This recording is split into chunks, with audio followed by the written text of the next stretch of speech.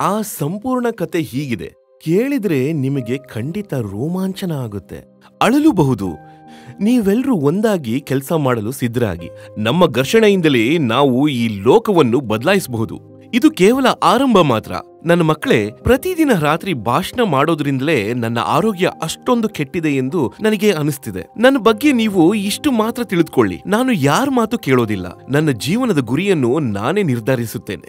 ಯಾವುದೇ ದೇಶದ ಬಗ್ಗೆ ನನಗೆ ಅತಿಯಾದ ಪ್ರೀತಿ ಅಥವಾ ದ್ವೇಷ ಇಲ್ಲ. ನಾನು ಭಾರತೀಯನಾಗಿರುವಂತೆ ಇಡೀ ಜಗತ್ತಿನವನು. ಇದನ್ ಕೇಳಿ ಹೇಗನಿಸ್ತಾ ಇದೆ? ಸ್ವಾಮೀಜಿಯ ಬಗ್ಗೆ ಅವರ ಜೀವನದ ಒಂದು ಭಾಗವನ್ನು ನೀವು ತಿಳಿದಿದ್ದೀರಿ. ಆ ವ್ಯಕ್ತಿ ಕನಿಷ್ಠ 70 ರಿಂದ 80 ವರ್ಷ ಬದುಕಬಹುದಿತ್ತು. ಅವರು ಬಹಳ ಬಲಶಾಲಿಯಾಗಿದ್ರು. ಅಷ್ಟು ಬಲಶಾಲಿಯಾಗಿದ್ದ ವ್ಯಕ್ತಿ 38ನೇ ವಯಸ್ಸಿನಲ್ಲಿ ಹೋದ್ರು. ಅವ್ರು ಮೊದಲೇ ಹೇಳಿದ್ರು, ನಾನು 40 ವರ್ಷ ಮುಟ್ಟೋದಿಲ್ಲ ಅಂತ. ಆದ್ರೆ ನಾವು ಭಾರತೀಯರು ಅವರೊಂದಿಗೆ ಏನ್ ಮಾಡಿದ್ವಿ ಕೇಳಿ.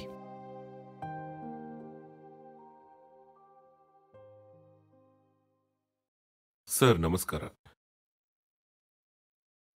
ಸರ್, ಡಿಸೆಂಬರ್ 12ರಂದು ಸ್ವಾಮಿ ವಿವೇಕಾನಂದರ ಜನ್ಮದಿನ ಬರುತ್ತಿದೆ. ನಾನು ಬಾಲ್ಯದಿಂದಲೂ ಅವರ ಬಗ್ಗೆ ಬಹಳ ಓದಿದ್ದೇನೆ. ಅವರ ಜೀವನ ಚರಿತ್ರೆ ಓದಲು ನನಗೆ ಯಾವಾಗಲೂ ಬಹಳ ಆಸಕ್ತಿ ಇತ್ತು. ಅವರ ಬಗ್ಗೆ ಸರ್ ನಾನು ಓದಿದಷ್ಟು ಅವರ ಬಗ್ಗೆ ತಿಳಿದುಕೊಂಡೆ.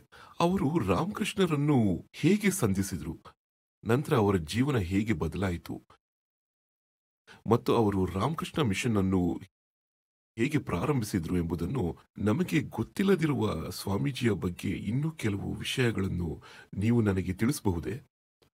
ಅದರಿಂದ ನಾವು ಬಹಳಷ್ಟು ಕಲಿಯಬಹುದು.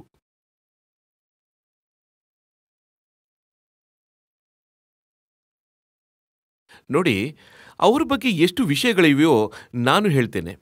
ಅವೆಲ್ಲವೂ ಸಾರ್ವಜನಿಕವಾಗಿಯೇ ಇವೆ. ಎಲ್ಲವೂ ಸಾರ್ವಜನಿಕ ಸಂಪನ್ಮೂಲಗಳಾಗಿವೆ. ಅದೇ ಮೂಲಗಳಿಂದ ಮಾಹಿತಿ ಬರುತ್ತೆ. ಯಾವುದೇ ರಹಸ್ಯ ದಾಖಲೆಗಳಿಲ್ಲ. ನಮಗೆ ಅವರ ಜೀವನದ ಬಹಳ ಮುಖ್ಯವಾದ ಒಂದು ಭಾಗ ಗೊತ್ತಿಲ್ಲದಿದ್ದರೆ ಅದಕ್ಕೆ ಕಾರಣ ಅಂತಹ ಮಾಹಿತಿ ಲಭ್ಯವಿಲ್ಲ ಎಂಬುದಲ್ಲ. ಅದಕ್ಕೆ ಕಾರಣ ಮಹಾಪುರುಷರ ಜೀವನದ ಕೆಲವು ಭಾಗಗಳನ್ನು ನೋಡುವುದನ್ನು ನಾವು ಬಯಸೋದಿಲ್ಲ. ಹಾಗಾಗಿ ನಾವು ಅವುಗಳನ್ನು ನೋಡಲು ಇಷ್ಟಪಡುವುದಿಲ್ಲ. ಇಲ್ಲದಿದ್ದರೆ ಅವರ ಸಂಪೂರ್ಣ ಜೀವನವೇ ಒಂದು ತೆರೆದ ಪುಸ್ತಕದಂತೆ ಇತ್ತು. ಬಹುತೇಕ ಎಲ್ಲವನ್ನೂ ದಾಖಲಿಸಲಾಗಿದೆ ಮತ್ತು ಅನೇಕ ವಿಷಯಗಳ ಬಗ್ಗೆ ವಿಸ್ತೃತ ಮತ್ತು ವೈವಿಧ್ಯಮಯ ವಿವರಣೆಗಳು ಸಿಗುತ್ತವೆ. ಆದ್ದರಿಂದ ನೀವು ಅದನ್ನೆಲ್ಲ ಕಂಡುಹಿಡಿಯಬಹುದು. ಆದ್ದರಿಂದ ನಿಮ್ಮ ಪ್ರಶ್ನೆಗೆ ಬರುವುದಾದರೆ, ಅವರ ಜೀವನದ ಯಾವ ಭಾಗವನ್ನು ಸಾಮಾನ್ಯವಾಗಿ ನೋಡುವುದಿಲ್ಲ ಮತ್ತು ನೋಡಿರುವುದಿಲ್ಲ. ನಮ್ಮ ದೊಡ್ಡ ಸ್ವಾರ್ಥವಿದೆ. ಏಕೆಂದರೆ ನೋಡಿದರೆ ನಮಗೆ ತೊಂದರೆಯಾಗುತ್ತೆ. ಅದು ಅವರ ಹೋರಾಟ. ಅದನ್ನು ನಾವು ನೋಡುವುದಿಲ್ಲ. ನಾವು ನಮ್ಮ ಎಲ್ಲ ಮಹಾಪುರುಷರೊಂದಿಗೆ ಮಾಡುವಂತೆ ನಾವು ಅವರ ದೈವತ್ವದ ಮೇಲೆ ಹೆಚ್ಚು ಗಮನ ಕೊಡುತ್ತೇವೆ ಮತ್ತು ಅವರು ಜನಿಸಿದ್ದೇ ಏನೋ ಮಹಾನ್ ಕೆಲಸ ಮಾಡಲು ಮತ್ತು ಅವರಿಗೆ ಜನನದಿಂದಲೇ ಯಾವುದೋ ಅಲೌಕಿಕ ಶಕ್ತಿಗಳು ಅಥವಾ ಸಿದ್ಧಿಗಳು ಇದ್ದಂತೆ ಇನ್ನೂ ಏನೇನೋ ಇತ್ತು ಅಂತ ತೋರಿಸುತ್ತೇವೆ. ನಾವು ಹೀಗೆ ಹೇಳುತ್ತೇವೆ ಮತ್ತು ಆ ವ್ಯಕ್ತಿಯ ಸಂಪೂರ್ಣ ಹೋರಾಟದ ಪ್ರಯಾಣದ ಮಾನವೀಯ ಭಾಗವು ಸಂಪೂರ್ಣವಾಗಿ ಮುಳುಗಿ ಹೋಗುತ್ತೆ. ಅದು ಮುಳುಗಿ ಹೋಗುವುದಿಲ್ಲ. ನಾವು ಅದನ್ನು ಮುಳುಗಿಸುತ್ತೇವೆ, ಉದ್ದೇಶಪೂರ್ವಕವಾಗಿ ಮುಳುಗಿಸುತ್ತೇವೆ. ಏಕೆಂದರೆ ಆ ವ್ಯಕ್ತಿ ಎಷ್ಟು ಹೋರಾಟ ಮಾಡಿದ್ದಾನೆ ಎಂದು ಒಪ್ಪಿಕೊಂಡರೆ ಇದು ನಮ್ಮ ಮುಖಕ್ಕೆ ಹೊಡೆದಂತೆ. ಬಹಳ ಅವಮಾನ ಆಗುವುದು. ಯಾರಾದರೂ ಈ ಲೋಕಕ್ಕೆ ಬಂದು ಒಳ್ಳೆಯ ಕೆಲಸ ಮಾಡಲು ಇಷ್ಟೊಂದು ಸಂಘರ್ಷ ಮಾಡಿದರು ಮತ್ತು ಆ ಸಂಘರ್ಷವನ್ನು ಅವರು ಯಾರ ವಿರುದ್ಧ ಮಾಡಬೇಕಾಯಿತು? ಆದ್ದರಿಂದ ಅವರ ಸಂಘರ್ಷವೂ ಇದು ಲಭ್ಯವಿದ್ದರೂ, ಪುಸ್ತಕಗಳಲ್ಲಿ ಲಭ್ಯವಿದ್ದರೂ, ರಾಮಕೃಷ್ಣ ಮಿಷನ್ ಅದು ಎಲ್ಲವನ್ನು ಚೆನ್ನಾಗಿ ಸಂರಕ್ಷಿಸಿ ಮತ್ತು ಪ್ರಸ್ತುತಪಡಿಸಿದರೂ ಪುಸ್ತಕಗಳಲ್ಲಿ ಎಲ್ಲವೂ ಲಭ್ಯವಿದೆ. ಅದಕ್ಕೆ ಸಾಮಾನ್ಯವಾಗಿ ಗಮನ ನೀಡೋದಿಲ್ಲ. ಈಗ ಯುವ ದಿನ ಬರ್ತಿದೆ. ಆಗ ಸ್ವಾಮೀಜಿಯ ಬಗ್ಗೆ ಗೋಷ್ಠಿಗಳು, ಸಭೆಗಳು ಮತ್ತು ಸಂಕಲ್ಪಗಳು ಇರುತ್ತವೆ. ಆದರೆ ಅವರ ಸಂಘರ್ಷಗಳ ಬಗ್ಗೆ ಹೆಚ್ಚು ಚರ್ಚೆ ಆಗುವುದಿಲ್ಲ. ಅವರು ಎದುರಿಸಿದ ಸಂಘರ್ಷಗಳು,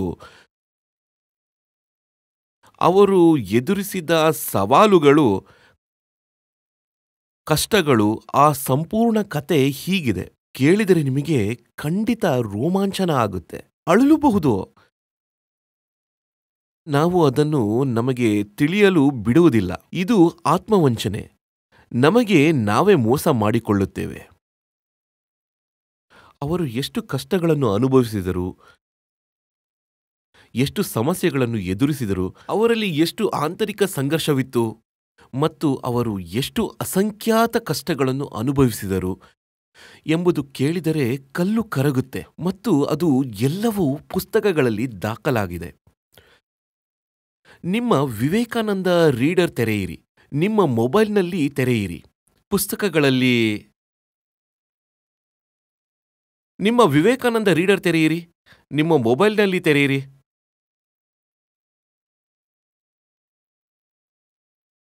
ನೀವು ವಿವೇಕಾನಂದರ ಬಗ್ಗೆ ಏನು ತಿಳಿದಿಲ್ಲ ಎಂದು ಕೇಳುತ್ತೀರಿ ಅಲ್ವೇ? ಅದನ್ನು ನಾನು ನಿಮಗೆ ಸ್ವಲ್ಪ ಹೇಳಲು ಪ್ರಯತ್ನಿಸುತ್ತೇನೆ, ಸರಿನಾ? ಇದು ಯಾವುದೇ ನಿರ್ದಿಷ್ಟ ಕ್ರಮದಲ್ಲಿ ಇರಬೇಕಾಗಿಲ್ಲ, ಕ್ರೋನಾಲಾಜಿಕಲ್ ಆಗಿರೋದಿಲ್ಲ. ನನಗೆ ನೆನಪಿಗೆ ಬರುವಂತೆ ನಾನು ನಿಮಗೆ ಹೇಳುತ್ತೇನೆ. ಇದರಲ್ಲಿ ಹಿಂದಿ ಮತ್ತು ಇಂಗ್ಲಿಷ್ ಎರಡೂ ಭಾಷೆಗಳಿರ್ತವೆ. ಇದರಿಂದ ನಿಮಗೆ ಒಬ್ಬ ನಿಜವಾದ ವ್ಯಕ್ತಿ, ಒಬ್ಬ ಖಚಿತವಾದ ವ್ಯಕ್ತಿ ಹೇಗೆ ಬದುಕ್ತಾನೆ ಮತ್ತು ಅಂತಹ ವ್ಯಕ್ತಿ ಜನಿಸಿದಾಗ ಸಮಾಜದೊಂದಿಗೆ ಅವನ ಸಂಬಂಧ ಹೇಗಿರುತ್ತೆ ಮತ್ತು ಸಮಾಜವನ್ನು ಸುಧಾರಿಸಲು ಹೋರಾಡುವ ವ್ಯಕ್ತಿಯನ್ನು ಸಮಾಜ ಹೇಗೆ ಕಷ್ಟಕ್ಕೆ ಸಿಲುಕಿಸುತ್ತೆ ನಿಮಗೆ ಅರ್ಥವಾಗುತ್ತೆ, ಸರಿನಾ? ಇದು ಸ್ವಾಮೀಜಿಯ ಪತ್ರ. ಇದನ್ನ ಶ್ರೀ ಹರಿದಾಸ್ ದೇಸಾಯಿ ಅವರಿಗೆ ಬರೆದಿದ್ರು. ಅವರು ಅಮೆರಿಕದಲ್ಲಿದ್ದಾಗ ಇದನ್ನು ಬರೆದಿದ್ರು. ಅದರಲ್ಲಿ ಕೆಲವು ವಿಷಯಗಳನ್ನು ನಾನು ಓದಿ ಹೇಳ್ತೇನೆ. ಅವರು ಅಮೆರಿಕದಲ್ಲಿದ್ದಾಗ ನಾವು 1893ರಲ್ಲಿ ಶಿಕಾಗೋದಲ್ಲಿ ಅವರು ಹೋದಾಗ ಸಂಪೂರ್ಣ ಭಾರತ ಅವರನ್ನು ಸ್ವಾಗತಿಸಲು ಮತ್ತು ಬೆಂಬಲಿಸಲು ಸಿದ್ಧವಾಗಿತ್ತು ಎಂದು ನಮಗೆ ತೋರಿಸಲಾಗುತ್ತೆ. ಆದರೆ ಅದು ಹಾಗೆ ಆಗಿರಲಿಲ್ಲ. ಸ್ವಾಮೀಜಿ ತೀವ್ರ ವಿರೋಧವನ್ನು ಎದುರಿಸಬೇಕಾಯಿತು ಮತ್ತು ಎಷ್ಟು ಜನ ಎಷ್ಟು ವಿಧಗಳಲ್ಲಿ ಅವರಿಗೆ ತೊಂದರೆ ಕೊಡಬಹುದೋ ಅಷ್ಟೆಲ್ಲ ಮಾಡಿದರು.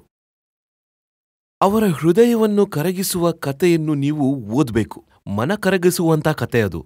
ಅದರ ಕೆಲವು ಭಾಗಗಳನ್ನು ನಾನು ನಿಮ್ಮ ಮುಂದೆ ಇಂದು ತರುತ್ತಿದ್ದೇನೆ.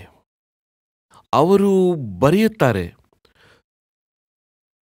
ರೂಢಿವಾದಿಗಳು ತೀವ್ರ ವಿರೋಧ ವ್ಯಕ್ತಪಡಿಸುತ್ತಿದ್ರು.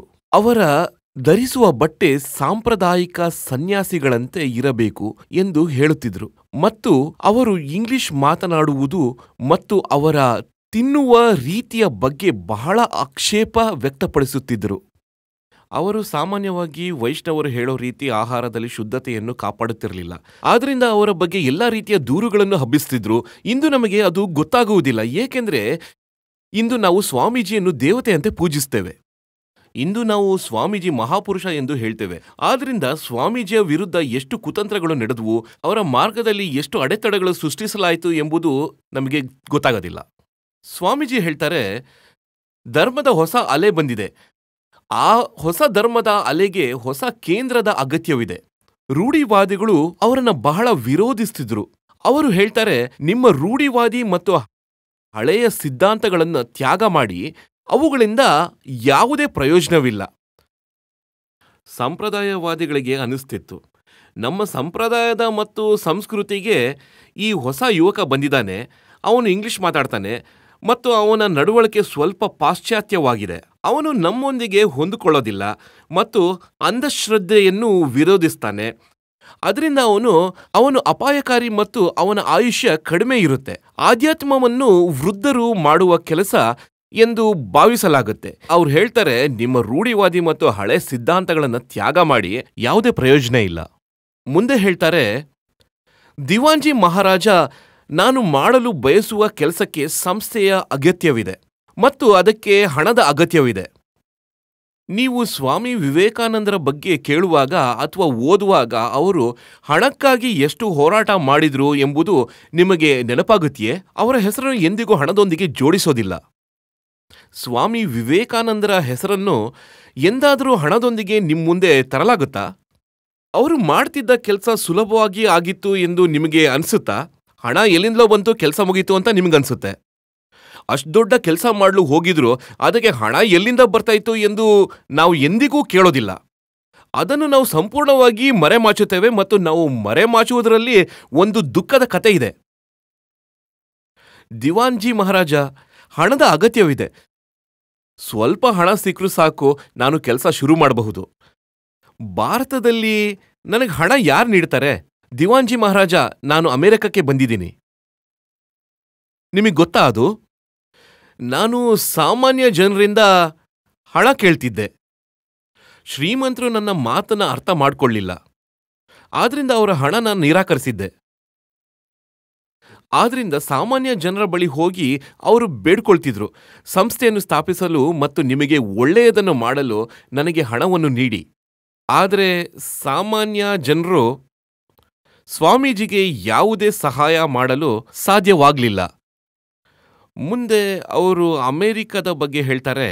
ನಾನು ಅಮೆರಿಕಕ್ಕೆ ಬಂದಿದ್ದೇನೆ ಮತ್ತು ಅಲ್ಲಿಂದ ಬರೀತಿದ್ದೇನೆ.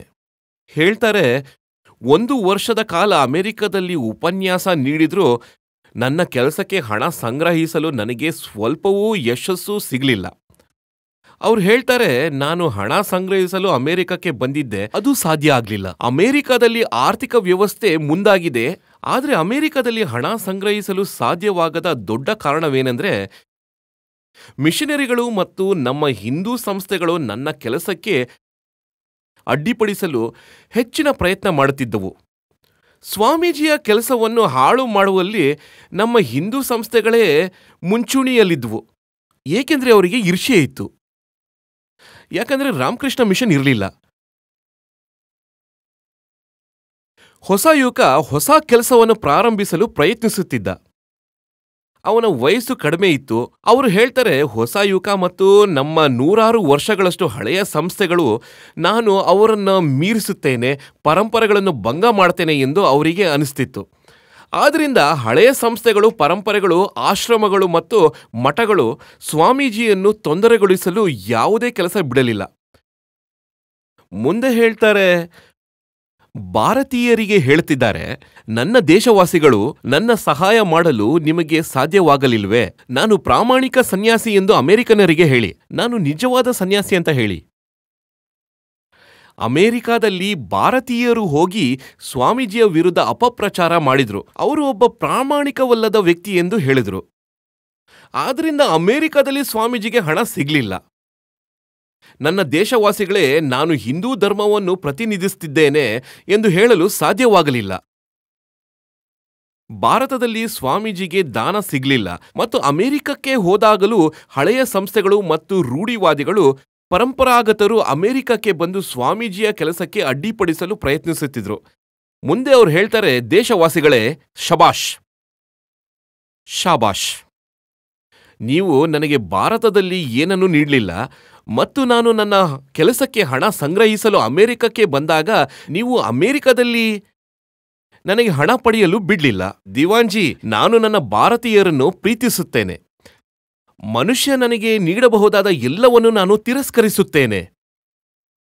ಸುಖದಲ್ಲಿ, ದುಃಖದಲ್ಲಿ, ಪರ್ವತಗಳಲ್ಲಿ, ಮರುಭೂಮಿಯಲ್ಲಿ ನನ್ನೊಂದಿಗೆ ಇದ್ದವರು ನನ್ನೊಂದಿಗೆ ಇರ್ತಾರೆ. ನೀವು ನನ್ನನ್ನು ನಾಶ ಮಾಡಿ, ಆದರೆ ನನ್ನನ್ನು ಅನುಸರಿಸುವವರು ನನ್ನೊಂದಿಗೆ ಇರ್ತಾರೆ. ಇದು ಸತ್ಯ. ನಾನು ಯಶಸ್ವಿಯಾಗದಿದ್ರೆ, ಇದು 1895ರ ಮಾತು, ಇನ್ನೂ ಅವ್ರ ಜೀವನದಲ್ಲಿ ಕೆಲವು ವರ್ಷಗಳು ಉಳಿದಿದೆ. ಅವರಿಗೆ ಅನಿಸ್ತಿತ್ತು ಭಾರತೀಯರು ಅವರನ್ನ ಬಹಳ ವಿರೋಧಿಸಿದ್ದಾರೆ ಮತ್ತು ಅವರ ಮಿಷನ್ ಯಶಸ್ವಿಯಾಗುವುದಿಲ್ಲ ಎಂದು. ನಾನು ಯಶಸ್ವಿಯಾಗದಿದ್ರೆ ಭಾರತದಲ್ಲಿ ನನ್ನಿಂದಲೂ ಹೆಚ್ಚು ಸಮರ್ಥನಾದ ಮತ್ತೊಬ್ಬ ವೀರ ಜನಿಸಿ ನನ್ನ ಕೆಲಸವನ್ನು ಪೂರ್ಣಗೊಳಿಸುತ್ತಾನೆ. ಈ ರೀತಿ ಅವರು ಬರೀತಾರೆ. ಅವರ ಜೀವಿತ ಕಾಲದಲ್ಲಿ ಅದು ಸಾಧ್ಯವಾಗದೇ ಇರಬಹುದು ಎಂದು ಅವರಿಗೆ ಅನಿಸ್ತಿತ್ತು. ಆದ್ರಿಂದ ಅವರು ಭವಿಷ್ಯದಲ್ಲಿ ಆಶೆ ಇಟ್ಟಿದ್ರು, ನಾನು ಮಾಡಲಾಗದಿದ್ದರೂ ನನ್ನ ನಂತರ ಬರುವವರು ನನ್ನ ಕೆಲಸವನ್ನು ಪೂರ್ಣಗೊಳಿಸುತ್ತಾರೆ ಎಂದು. ಇದು ಅವರು ಸ್ವಾಮಿ ಬ್ರಹ್ಮಾನಂದರಿಗೆ ಬರೆದ ಪತ್ರ, 1895ರಲ್ಲಿ ಬರೆದ ಪತ್ರ. ಹೇಳ್ತಾರೆ, ಎಲ್ಲಾ ಗೊತ್ತೋ ಅಲ್ಲಿ ಒಂದು ಕೇಂದ್ರ ಸ್ಥಾಪಿಸು, ಆತುರತೆ ನೋಡಿ, ಎಲ್ಲಾದ್ರೂ ಒಂದು ಸೆಂಟರ್ ದೇಶದಲ್ಲಿ ಮಾಡು. ಇಲ್ಲಿ ಮತ್ತು ಇಂಗ್ಲೆಂಡ್ನಲ್ಲಿ ಅವ್ರು ಹೇಳ್ತಾರೆ, ನಾನು ಗಟ್ಟಿಯಾಗಿ ನೆಲೆಯೂರಿದ್ದೇನೆ ಮತ್ತು ನ್ಯೂಯಾರ್ಕ್ನಲ್ಲಿ ಈ ಕೆಲಸವನ್ನು ಪ್ರಾರಂಭಿಸಿದ್ದೇನೆ ಮತ್ತು ನ್ಯೂಯಾರ್ಕ್ ಉತ್ಸಾಹದಿಂದಿದೆ ಮತ್ತು ಮುಂದಿನ ಬೇಸಿಗೆಗೆ ಲಂಡನ್ ಅನ್ನು ಕೆರಳಿಸಲು ಹೋಗುತ್ತಿದ್ದೇನೆ. ಈ ಸವಾಲಿನ ಸ್ವರವನ್ನು ನೋಡಿ. ಅವ್ರು ಹೇಳ್ತಾರೆ, ದೊಡ್ಡ ದೊಡ್ಡ ವ್ಯಕ್ತಿಗಳು ಬಿದ್ದು ಹೋಗ್ತಾರೆ. ಯಾವ ದೊಡ್ಡ ವ್ಯಕ್ತಿಗಳ ಬಗ್ಗೆ ಮಾತನಾಡುತ್ತಿದ್ದಾರೆ? ಈಗಾಗಲೇ ಸ್ಥಾಪಿತವಾಗಿರುವ ಧಾರ್ಮಿಕ ಮಠಗಳ ಬಗ್ಗೆ ಮಾತನಾಡುತ್ತಿದ್ದಾರೆ. ಅವರಿಗೆ ಸವಾಲು ಮಾಡುತ್ತಿದ್ರು. ಅವರು ಹೇಳ್ತಿದ್ರು, ಅವರನ್ನ ಬೀಳಿಸುವುದು ಅತ್ಯಂತ ಅಗತ್ಯ, ಏಕೆಂದ್ರೆ ಇವರು ಇರುವವರೆಗೂ ಭಾರತ ರಾಷ್ಟ್ರ ಮತ್ತು ಸನಾತನ ಧರ್ಮದ ಪುನರುತ್ಥಾನ ಸಾಧ್ಯವಿಲ್ಲ. ಅವ್ರು ಹೇಳ್ತಾರೆ, ದೊಡ್ಡ ದೊಡ್ಡ ವ್ಯಕ್ತಿಗಳು ಬಿದ್ದು ಹೋಗ್ತಾರೆ. ನಂತರ ತಮ್ಮ ಸಂಸ್ಥೆಯ ಸನ್ಯಾಸಿಗಳನ್ನು ಅವ್ರ ಸ್ವಂತ ಜನರನ್ನ ಉದ್ದೇಶಿಸಿ ಹೇಳ್ತಾರೆ, ನೀವು ಕಷ್ಟಪಟ್ಟು ಕೆಲಸ ಮಾಡಿ, ಸ್ವಲ್ಪ ಗರ್ಜನೆಯಿಂದಲೇ ನಾವು ಲೋಕವನ್ನು ಬದಲಾಯಿಸಬಹುದು. ಭಾರತದ ಬಗ್ಗೆ ಹೇಳ್ತಾರೆ, ಇಲ್ಲಿ ಯಾರೂ ಇಲ್ಲ ಎಂದು, ಇವರೆಲ್ಲ ಸ್ಮಶಾನದಲ್ಲಿರೋ ಶವಗಳು ಎಂದು. ಭಾರತದ ಬಗ್ಗೆ ಹೇಳ್ತಾರೆ, ಇಲ್ಲಿ ಯಾರೂ ಮನುಷ್ಯರೇ ಇಲ್ಲ. ಕಡಿಮೆ ಜಾತಿಯ ಜನರಿಗೆ ಶಿಕ್ಷಣ ನೀಡಿದ್ರೆ ಸ್ವಲ್ಪ ಕೆಲಸ ಆದಂತೆ. ನೀವು ಮಾಡಬೇಕಾಗಿರುವುದು ಭಾರತದಲ್ಲಿರುವ ಸ್ಮಶಾನದಂತಹ ವಾತಾವರಣವನ್ನು ಬದಲಾಯಿಸಲು ಶಿಕ್ಷಣ ನೀಡುವುದು. ಮತ್ತು ಭಾರತದಲ್ಲಿ ಕೆಲಸ ಹೇಗೆ ಮಾಡಬೇಕೆಂದು ತಮ್ಮ ಸನ್ಯಾಸಿಗಳಿಗೆ ಏನು ಸೂಚನೆ ನೀಡುತ್ತಾರೆ? ಅವರು ಹೇಳ್ತಾರೆ, ದೊಡ್ಡವರಿಂದ ಕೆಲಸ ಆಗುವುದಿಲ್ಲ, ಶ್ರೀಮಂತರ ಕಡೆಗೆ ಹೋಗಬೇಡಿ, ಅವರಿಂದ ನಿಮಗೆ ಆರ್ಥಿಕ ಸಹಾಯ ಸಿಗೋದಿಲ್ಲ. ಅವರು ಹೇಳ್ತಾರೆ, ಎಲ್ಲಾ ದೇಶಗಳಲ್ಲಿ ಮಧ್ಯಮ ವರ್ಗದ ಜನರು ಮಾತ್ರ ದೊಡ್ಡ ಕೆಲಸ ಮಾಡ್ತಾರೆ. ಹಣ ಸಿಗಲು ತಡವಾಗುವುದಿಲ್ಲ, ಸರಿಯಾದ ವ್ಯಕ್ತಿ ಸಿಕ್ಕರೆ ಸಾಕು. ಅರೆ, ಮಧ್ಯಮ ವರ್ಗದ ಜನರ ಬಳಿ ಹೋಗಿ ಅವರೊಂದಿಗೆ ಮಾತನಾಡಿ, ನಿಮ್ಮ ಕೆಲಸ, ನಿಮ್ಮ ಮಿಷನ್ ಬಗ್ಗೆ ಅವರಿಗೆ ತಿಳಿಸಿ, ಅವರು ನಿಮಗೆ ಸಹಾಯ ಮಾಡ್ತಾರೆ. ನಮ್ಮ ದೇಶದಲ್ಲಿ ನಿಜವಾದ ಮನುಷ್ಯ ಎಲ್ಲಿದ್ದಾನೆ? ನಮ್ಮ ದೇಶದ ಜನ ಮಕ್ಕಳಿದ್ದ ಹಾಗೆ, ಅವ್ರ ಜೊತೆ ಮಕ್ಕಳು ಥರನೇ ವ್ಯವಹಾರ ಮಾಡಬೇಕು. ಇದು ವಿವೇಕಾನಂದರ ಮಾತು. ಈಗ ಇನ್ನೊಂದು ಪತ್ರ ಇದೆ. ಇದು ಹರಿದಾಸ್ ದೇಸಾಯಿಗೆ 1894ರಲ್ಲಿ ಅವ್ರು ಹೇಳ್ತಾರೆ, ಉದಾಹರಣೆಯೊಂದಿಗೆ, ನಮ್ಮ ಜನರೇ ನಾವು ಎಲ್ಲಿ ಬಂದು ಕೆಲಸ ಮಾಡ್ತಿದ್ದೇವೆ, ನಾವು ಈಗ ಅವರ ಜಾತಿಯಲ್ಲಿ ಉಳಿಯಲಿಲ್ಲ ಎಂದು ಸಾಬೀತುಪಡಿಸಲು ಪ್ರಯತ್ನಿಸುತ್ತಿದ್ದಾರೆ. ಭಾರತವಾಸಿ, ಭಾರತದ ಹಾಳೆಯ ಧಾರ್ಮಿಕ ಜನ, ದೊಡ್ಡ ದೊಡ್ಡ ಪದವಿಯಲ್ಲಿರೋ ಧಾರ್ಮಿಕ ಜನ, ಅವರು ಏನು ಮಾಡ್ತಿದ್ದಾರೆ? ಹೇಳ್ತಾರೆ, ನಾನು ಕೆಲಸ ಮಾಡ್ತಿದ್ದೇನೆ ಮತ್ತು ಒಬ್ರು ಜೈನ ಸ್ವಾಮಿ ಇದ್ರು, ಜಯಚಂದ ಗಾಂಧಿ, ಇಬ್ಬರು ಕೂಡಿ ಕೆಲಸ ಮಾಡ್ತಿದ್ರು. ಹೇಳ್ತಾರೆ, ನಾವು ಇಲ್ಲಿ ಕೂಡಿ ಕೆಲಸ ಮಾಡ್ತಿದ್ದೇವೆ, ನಮ್ಮ ಹೆಸರು ಕೆಡಿಸುವ ಕೆಲಸ ನಮ್ಮ ದೇಶವಾಸಿಗಳೇ ಮಾಡ್ತಿದ್ದಾರೆ. ಈ ಜನ ಇವರಿಬ್ರು ನಮ್ಮ ಜಾತಿಯವರೇ ಅಲ್ಲ ಎಂದು ಸಾಬೀತುಪಡಿಸಲು ಪ್ರಯತ್ನ ಮಾಡ್ತಿದ್ರು. ಏಕೆಂದ್ರೆ ದಾಸರಲ್ಲಿ ಸಹಜವಾಗಿ ಈರ್ಷ್ಯ ಇರುತ್ತೆ. ಭಾರತವು ರಾಜಕೀಯವಾಗಿ ಮಾತ್ರವಲ್ಲದೆ ಮಾನಸಿಕವಾಗಿ ಮತ್ತು ಆಧ್ಯಾತ್ಮಿಕವಾಗಿಯೂ ದಾಸ ದೇಶವಾಗಿದೆ. ಅವ್ರು ಹೇಳ್ತಾರೆ, ದಾಸರಲ್ಲಿ ಸಹಜವಾಗಿ ಈರ್ಷ್ಯೆ ಇರುತ್ತೆ ಮತ್ತು ಆ ಈರ್ಷ್ಯೆಯೇ ಅವರನ್ನು ನಾಶ ಮಾಡುತ್ತೆ. ಭಾರತ ಹೇಗೆ ಎದ್ದು ನಿಲ್ಲುತ್ತೆ? ಭಾರತವನ್ನು ಎತ್ತುವವರು ಬಂದರೆ ನೀವು ಅವರನ್ನು ಅಸೂಯೆ ಪಡುತ್ತೀರಿ. ಭಾರತವನ್ನು ಎತ್ತಲು ಯಾರಾದರೂ ಮುಂದೆ ಬಂದರೆ ಭಾರತೀಯರು ಅವರನ್ನು ಕೆಳಗಿಳಿಸಲು ಪ್ರಯತ್ನಿಸುತ್ತಾರೆ. ಆಧ್ಯಾತ್ಮಿಕ ಧಾರ್ಮಿಕ ಕ್ಷೇತ್ರದಲ್ಲಿ ಯಾರಾದರೂ ಮುಂದೆ ಬಂದು ಧರ್ಮವನ್ನು ಸ್ವಚ್ಛಗೊಳಿಸಲು, ಧರ್ಮದಲ್ಲಿ ಪ್ರಕಾಶ ತುಂಬಲು ಬಂದರೆ, ಧರ್ಮವನ್ನು ಶುದ್ಧೀಕರಿಸಲು, ಹೊಳಪುಗೊಳಿಸಲು ಹಳೆಯ ಧಾರ್ಮಿಕ ಜನರು ಮತ್ತು ಹಳೆಯ ಧಾರ್ಮಿಕ ಸಂಸ್ಥೆಗಳು ಯಾರಿದ್ದಾರೆ, ಅವರೇ ಈರ್ಷೆಯಿಂದ ಅವರನ್ನು ಕೆಳಗಿಳಿಸಲು ಪ್ರಯತ್ನಿಸುತ್ತಿದ್ದಾರೆ. ಅದೇ ಸ್ವಾಮಿಯೊಂದಿಗೆ ಆಗುತ್ತಿತ್ತು. ಯಾರಾದರೂ ಮುಂದೆ ಬರಲು ಬಯಸಿದರೆ ಇಲ್ಲಿ ಲಂಡನ್ ಮತ್ತು ಅಮೆರಿಕದ ಬಗ್ಗೆ ಮಾತನಾಡುತ್ತಿದ್ದಾರೆ. ಭಾರತದಲ್ಲಿ ಸ್ವಾಮೀಜಿಯ ಪರಿಸ್ಥಿತಿ ಹೇಗಿತ್ತು? ಭಾರತದಲ್ಲಿ ಯಾವುದೇ ಪತ್ರಿಕೆಯಲ್ಲಿ ನೀವು ಅವರನ್ನ ಪ್ರಶಂಸಿಸುವ ಒಂದು ಪದ ಬರೆದರೂ ಶತ್ರುಗಳು ಸೃಷ್ಟಿಯಾಗುತ್ತಿದ್ರು. ಪರಿಸ್ಥಿತಿ ಅಂದ್ರೆ ಗೊತ್ತಾಯ್ತಾ ನಿಮಗೆ? ಶತ್ರುಗಳು ಸೃಷ್ಟಿಯಾಗ್ತಾರೆ. ಏಕೆ ನೀವು ಹೊಸ ವ್ಯಕ್ತಿಯ ಬಗ್ಗೆ ಮಾತನಾಡುತ್ತಿದ್ದೀರಿ? ಪರಂಪರಾಗತ ಧರ್ಮ ಇರುವಾಗ ಅದರ ಅಂಧಶ್ರದ್ಧೆಗಳು ಮತ್ತು ರೂಢಿವಾದಿಗಳನ್ನು ಪ್ರಶಂಸಿಸಿ. ಸ್ವಾಮೀಜಿ ಹೊಸ ಸ್ವಚ್ಛ ವೈಜ್ಞಾನಿಕ ಮತ್ತು ತಾರ್ಕಿಕ ವಿಷಯಗಳ ಬಗ್ಗೆ ಮಾತನಾಡುತ್ತಿದ್ದರು. ಇದರಿಂದ ಭಾರತೀಯರಿಗೆ ಸಮಸ್ಯೆ ಉಂಟಾಗ್ತಿತ್ತು. ಏಕೆ ಎಲ್ಲರೂ ನನ್ನ ವಿರುದ್ಧ ಆಗ್ತಿದ್ದಾರೆ? ಏಕೆಂದ್ರೆ ಇದು ಗುಲಾಮರ ಸ್ವಭಾವ. ಇದು ಎಲ್ಲ ಗುಲಾಮ ಭಾರತೀಯರ ಬಗ್ಗೆ ಹೇಳ್ತಿದೆ. ಇವರು ತಮ್ಮ ಯಾವುದೇ ಸಹೋದರನು ಸ್ವಲ್ಪ ಮುಂದೆ ಬೆಳೆಯುವುದನ್ನು ಸಹಿಸುವುದಿಲ್ಲ. ವಿವೇಕಾನಂದರ ಬಗ್ಗೆ ನಿಮಗೆ ಈ ವಿಷಯ ತಿಳಿದಿತ್ತಾ? ವಿವೇಕಾನಂದರು ಸ್ವಾಮೀಜಿಯನ್ನು ಭಾರತೀಯರೇ ತೀವ್ರವಾಗಿ ವಿರೋಧಿಸುತ್ತಿದ್ರು ಎಂಬುದು ನಿಮಗೆ ತಿಳಿದಿತ್ತಾ? ಇದನ್ನು ನಿಮಗೆ ತಿಳಿಸಲಾಗಿದೆಯೇ? ತಿಳಿಸಲಾಗಿಲ್ಲ. ಮಹಾಪುರುಷರನ್ನು ಎಷ್ಟು ವಿರೋಧಿಸ್ತೇವೆ, ಅವಮಾನಿಸ್ತೇವೆ ಎಂದು ನಮಗೆ ಗೊತ್ತಾಗುತ್ತೆ.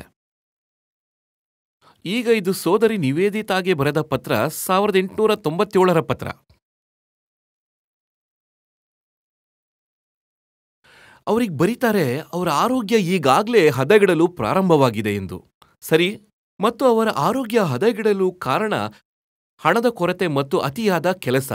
ಪ್ರತಿ ರೂಪಾಯಿ, ಪ್ರತಿ ಪೈಸಾಗಳಿಗೂ ಅವರು ದಿನವಿಡೀ ಕೆಲಸ ಮಾಡಬೇಕಾಗಿತ್ತು. ಅವ್ರು ಹೇಳ್ತಾರೆ, ನನ್ನ ದೈಹಿಕ ಅಸ್ವಸ್ಥತೆಯ ಬಗ್ಗೆ ನಾನು ಹೆಚ್ಚು ಗಮನ ಹರಿಸುತ್ತಿಲ್ಲ, ಆದರೆ ನನ್ನ ಯೋಜನೆಗಳನ್ನು ಸಾಕಾರಗೊಳಿಸಲು ನನಗೆ ಅವಕಾಶ ಸಿಗುತ್ತಿಲ್ಲ ಎಂದು ನನಗೆ ದುಃಖವಾಗುತ್ತೆ. ಮತ್ತು ನೀವು ತಿಳಿದಿರುವಂತೆ ಅದಕ್ಕೆ ಮೂಲ ಕಾರಣ ಹಣದ ಕೊರತೆ. ಭಾರತದಲ್ಲಿ ಎಲ್ಲದಕ್ಕೂ ಹಣ ಇತ್ತು, ಆದರೆ ಸ್ವಾಮಿ ವಿವೇಕಾನಂದರಿಗೆ ಕೊಡಲು ಭಾರತದಲ್ಲಿ ಹಣ ಇರಲಿಲ್ಲ. ಮುಂದೆ ಅವರು ಹೇಳ್ತಾರೆ, ನಮ್ಮ ಹಿಂದೂಗಳು ಜಾತ್ರೆಗಳನ್ನು ಮಾಡ್ತಾರೆ ಮತ್ತು ಇನ್ನೂ ಅನೇಕ ವಿಷಯಗಳನ್ನು ಮಾಡ್ತಿದ್ದಾರೆ, ಆದರೆ ಅವರು ನನಗೆ ಆರ್ಥಿಕ ಸಹಾಯ ಮಾಡಲು ಸಾಧ್ಯವಿಲ್ಲ. ಹಿಂದೂಗಳಿಗೆ ಧಾರ್ಮಿಕ ಕೆಲಸಗಳಿಗೆ ಹಣದ ಕೊರತೆ ಇಲ್ಲ. ನೀವು ಹೋದರೆ ಭಾರತದಲ್ಲಿ ಇಂದು ದೇವಾಲಯಗಳಲ್ಲಿ ಇರುವಷ್ಟು ಹಣ ಬೇರೆ ಎಲ್ಲಿಯೂ ಇರುವುದಿಲ್ಲ. ಮತ್ತು ಸ್ವಾಮೀಜಿ ಇದನ್ನೆಲ್ಲ ನೋಡುತ್ತಿದ್ರು ಮತ್ತು ಹೇಳುತ್ತಿದ್ರು, ಈ ಹಿಂದೂಗಳು ಜಾತ್ರೆಗಳನ್ನು ಮಾಡ್ತಿದ್ದಾರೆ ಮತ್ತು ಇನ್ನೂ ಅನೇಕ ವಿಷಯಗಳನ್ನು ಮಾಡ್ತಿದ್ದಾರೆ, ಆದರೆ ನನಗೆ ಆರ್ಥಿಕ ಸಹಾಯ ಮಾಡಲು ಸಾಧ್ಯವಿಲ್ಲ. ಆರ್ಥಿಕ ಸಹಾಯದ ವಿಷಯಕ್ಕೆ ಬಂದ್ರೆ, ಅದು ಜಗತ್ತಿನಲ್ಲಿ ನನಗೆ ಇಂಗ್ಲೆಂಡ್ನ ಮಿಸ್ ಮುಲ್ಲರ್ ಮತ್ತು ಕ್ಯಾಪ್ಟನ್ ಸೀವರ್ನಿಂದ ಮಾತ್ರ ಸಿಕ್ಕಿತ್ತು. ಕೊನೆಗೆ ಇಂಗ್ಲೆಂಡ್ನವರು ಸ್ವಾಮೀಜಿಯ ಸಹಾಯ ಮಾಡಿದ್ರು, ಆದರೆ ಭಾರತದ ಹಿಂದೂಗಳು ಮಾಡಲಿಲ್ಲ. ಅವರ ವಿರುದ್ಧವೇ ನಿಂತರು. ಮುಂದೆ ಹೇಳ್ತಾರೆ, ನನಗೆ 1000 ಪೌಂಡ್ಗಳು ಸಿಕ್ಕರೆ ನಾನು ಕೋಲ್ಕತ್ತಾದಲ್ಲಿ ನನ್ನ ಮೊದಲ ಕೇಂದ್ರವನ್ನು ಸ್ಥಾಪಿಸಬಹುದೆಂದು ನನಗೆ ಅನಿಸ್ತಿತ್ತು. ಆದರೆ ನನ್ನ ಆ ಯೋಜನೆ ಸಹ ಯಶಸ್ವಿಯಾಗಲಿಲ್ಲ, ಏಕೆಂದರೆ ನಾನು 10-12 ವರ್ಷಗಳ ಹಿಂದಿನ ದರಗಳನ್ನು ಆಧರಿಸಿ ಯೋಚಿಸುತ್ತಿದ್ದೆ ಮತ್ತು 10-12 ವರ್ಷಗಳಲ್ಲಿ ಕಲ್ಕತ್ತಾದಲ್ಲಿ ಬೆಲೆಗಳು 3-4 ಪಟ್ಟು ಹೆಚ್ಚಾಗಿದ್ವು. ಆದ್ದರಿಂದ ನಾನು ಯೋಚಿಸಿದಷ್ಟು ಹಣ ಸಿಕ್ಕರೂ ನಾನು ಸ್ಥಾಪಿಸಲು ಬಯಸಿದ ಕೇಂದ್ರವನ್ನು ಸ್ಥಾಪಿಸಲು ಸಾಧ್ಯವಾಗುತ್ತಿರಲಿಲ್ಲ. ಹಣ ಇಲ್ಲದ ಕಾರಣ ಕೇಂದ್ರವನ್ನು ಸ್ಥಾಪಿಸಲು ಸಾಧ್ಯವಾಗಲಿಲ್ಲ. ಅತ್ಯುತ್ತಮ ಸಾಹಿತ್ಯವನ್ನು ಬರೆಯಬಲ್ಲ, ದೊಡ್ಡ ಕೆಲಸ ಮಾಡಬಲ್ಲ ವ್ಯಕ್ತಿಯು ಸಣ್ಣ ಜೀವನವನ್ನು ಹೇಗೆ ಕಳೆಯಬೇಕಾಯಿತು? ಜೀವನವನ್ನು ಹೇಗೆ ಕಳೆಯಬೇಕಾಯಿತು? ಒಂದೊಂದು ರೂಪಾಯಿಯನ್ನು ಹುಡುಕುವಲ್ಲಿ. ಇದನ್ನು ಅವರು ಮಿಸ್ ಜೋಸೆಫಿನ್ಗೆ ಬರೆದಿದ್ದಾರೆ. ಮುಂದೆ ಅವರ ಆರೋಗ್ಯ ಇನ್ನಷ್ಟು ಹದಗೆಟ್ಟಿತ್ತು. 1900ರಲ್ಲಿ ಬಂದಿದ್ದೇವೆ. ಈಗ ಅವರನ್ನು ನಿಮ್ಮ ಆರೋಗ್ಯ ಎಂದು ಕೇಳಿದಾಗ ಅವರು ಕೆಲಸ ನಡೀತಿದೆ ಎಂದು ಹೇಳ್ತಾರೆ. ಮುಂದೆ ಅವರು ಬರೆಯುತ್ತಾರೆ, ಹಣದ ಕೊರತೆ ಮತ್ತು ಅವಿರತ ಪರಿಶ್ರಮ, ಯಾವುದೇ ಫಲಿತಾಂಶವಿಲ್ಲ. ಇದು ಅವರ ಮನಸ್ಸಿನಲ್ಲಿತ್ತು, ಇದು ಅವರ ಜೀವನವಾಗಿತ್ತು. ಚೆನ್ನಾಗಿ ಕೇಳಿ, ನಾವು ನಮ್ಮ ಮಹಾಪುರುಷರೊಂದಿಗೆ ಇದನ್ನು ಮಾಡಿದ್ದೇವೆ. ಹಣದ ಕೊರತೆ ಮತ್ತು ಅವಿರತ ಪರಿಶ್ರಮ ಮತ್ತು ಯಾವುದೇ ಫಲಿತಾಂಶವಿಲ್ಲ. ಇಲ್ಲಿ ನನ್ನ ಸ್ಥಿತಿ ಅಮೆರಿಕಕ್ಕಿಂತಲೂ ಕೆಟ್ಟಿದೆ. ಇಲ್ಲಿ ಏನಾಗ್ತಿದೆ? ಅವ್ರು ಹೇಳ್ತಾರೆ ಏನಂದ್ರೆ, 1 ರೂಪಾಯಿ ಖರ್ಚು ಮಾಡಬೇಕಾಗಿಲ್ಲದಿದ್ದರೆ ಜನರು ನನ್ನನ್ನು ಕೇಳಲು ತುಂಬಿ ಬರ್ತಾರೆ. ಅಂದರೆ ನಾನು ಉಚಿತವಾಗಿ ಮಾತನಾಡಿದರೆ ಜನರು ಗುಂಪು ಬಂದು ನಿಲ್ಲುತ್ತೆ, ಆದರೆ 1 ರೂಪಾಯಿ ಕೊಡಬೇಕು ಎಂದರೆ ಜನರು ಬರುವುದಿಲ್ಲ. ಇದು ಸ್ಥಿತಿ. ಸ್ವಾಮೀಜಿ ಹೇಳ್ತಾರೆ, ಉಚಿತವಾಗಿ ಕೇಳಲು ಅವಕಾಶ ಸಿಕ್ಕರೆ ಜನಸಂದಣ ಬರುತ್ತೆ, ಆದರೆ ಜನರಿಗೆ ಬಂದಿದ್ದೀರಿ ಎಷ್ಟಾಗುತ್ತೋ ಕೊಟ್ಟು ಹೋಗಿ ಅಂದರೆ ಯಾರೂ ಬರೋದಿಲ್ಲ. ಸ್ವಾಮೀಜಿ ಹೇಳ್ತಾರೆ, ಇದು ನನ್ನ ಸ್ಥಿತಿ ಮತ್ತು ನಾನು ಇದರಲ್ಲಿ ಯಾವುದೇ ಫಲಿತಾಂಶವನ್ನು ನೋಡುತ್ತಿಲ್ಲ. ಕಳೆದ ಕೆಲವು ದಿನಗಳಿಂದ ನನ್ನ ದೇಹ ಸ್ಥಿತಿ ಸರಿಯಿಲ್ಲ. ಮತ್ತು ನನ್ನ ದೇಹ ಏಕೆ ಸರಿಯಿಲ್ಲ? ಗಮನ ಕೊಟ್ಟು ಕೇಳಿ. ರಾತ್ರಿ ಭಾಷಣ ಮಾಡೋದ್ರಿಂದಲೇ ನನ್ನ ಆರೋಗ್ಯ ಹೀಗೆ ಹದಗೆಟ್ಟಿದೆ ಎಂದು ನನಗೆ ತೋರುತ್ತಿದೆ. ಅವ್ರು ಪ್ರತಿದಿನ ರಾತ್ರಿ ಮಾತನಾಡುತ್ತಿದ್ರು ಜನರು ಬಂದು ಹಣ ಕೊಡ್ಲಿ ಎಂದು, ಯಾಕಂದ್ರೆ ಅವ್ರು ತಮ್ಮ ಕೆಲಸ ಮುಂದುವರಿಸಲೆಂದು. ಜನರು ಹೇಗೆ ಅಂದ್ರೆ, ಆದ್ರೆ ಜನರು ಉಚಿತವಾಗಿ ಪಡೆಯಲು ಬರುತ್ತಿದ್ರು. ಅವ್ರಿಗೇನನ್ನೂ ಕೊಡ್ತಾ ಇರಲಿಲ್ಲ. ಅವ್ರ ಆರೋಗ್ಯ ದಿನದಿಂದ ದಿನಕ್ಕೆ ಹದಾಗಿಡ್ತಾ ಇತ್ತು.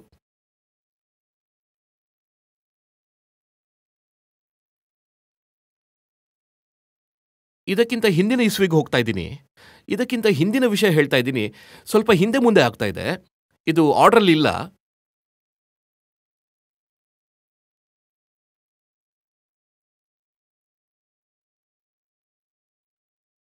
ಆಳಸಿಂಗ ಪೆರುಮಾಳ್ ಇದ್ರು. ಅವರಿಗೆ ಹೇಳಲಾಯಿತು, ಭಾರತದ ಪತ್ರಿಕೆಗಳು ನಿಮ್ಮ ವಿರುದ್ಧ ವಿಷ ಕಾರ್ತಿದೆ ಅಂತ.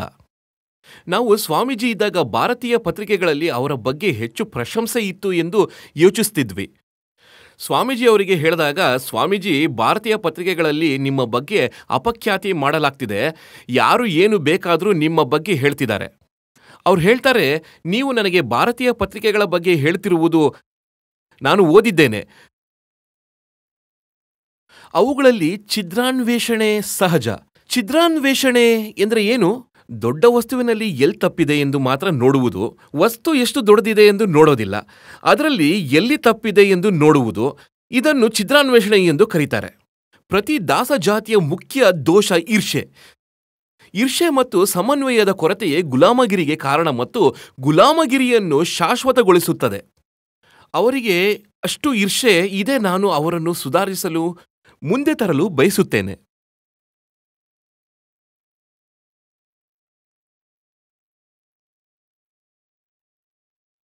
ಆದರೆ ಇವರು ನನ್ನನ್ನೇ ಕೆಳಗಿಳಿಸಲು ಪ್ರಯತ್ನಿಸುತ್ತಿದ್ದಾರೆ. ಇದೇ ಗುಲಾಮರಿಗೆ ಭಾರತೀಯರಿಗೆ ಹೇಳ್ತಾ ಇದ್ದಾರೆ, ನಾವು ಯಾವುದೇ ಆಶೆ ಇಟ್ಕೊಳ್ಬಾರ್ದು ಅಂತ. ಏನಂದ್ರೆ, ಪರಿಸ್ಥಿತಿ ನಿರಾಶಾದಾಯಕವಾಗಿದೆ. ನಾನು ನಿಮಗೆ ಸ್ಪಷ್ಟವಾಗಿ ಹೇಳುತ್ತಿದ್ದೇನೆ.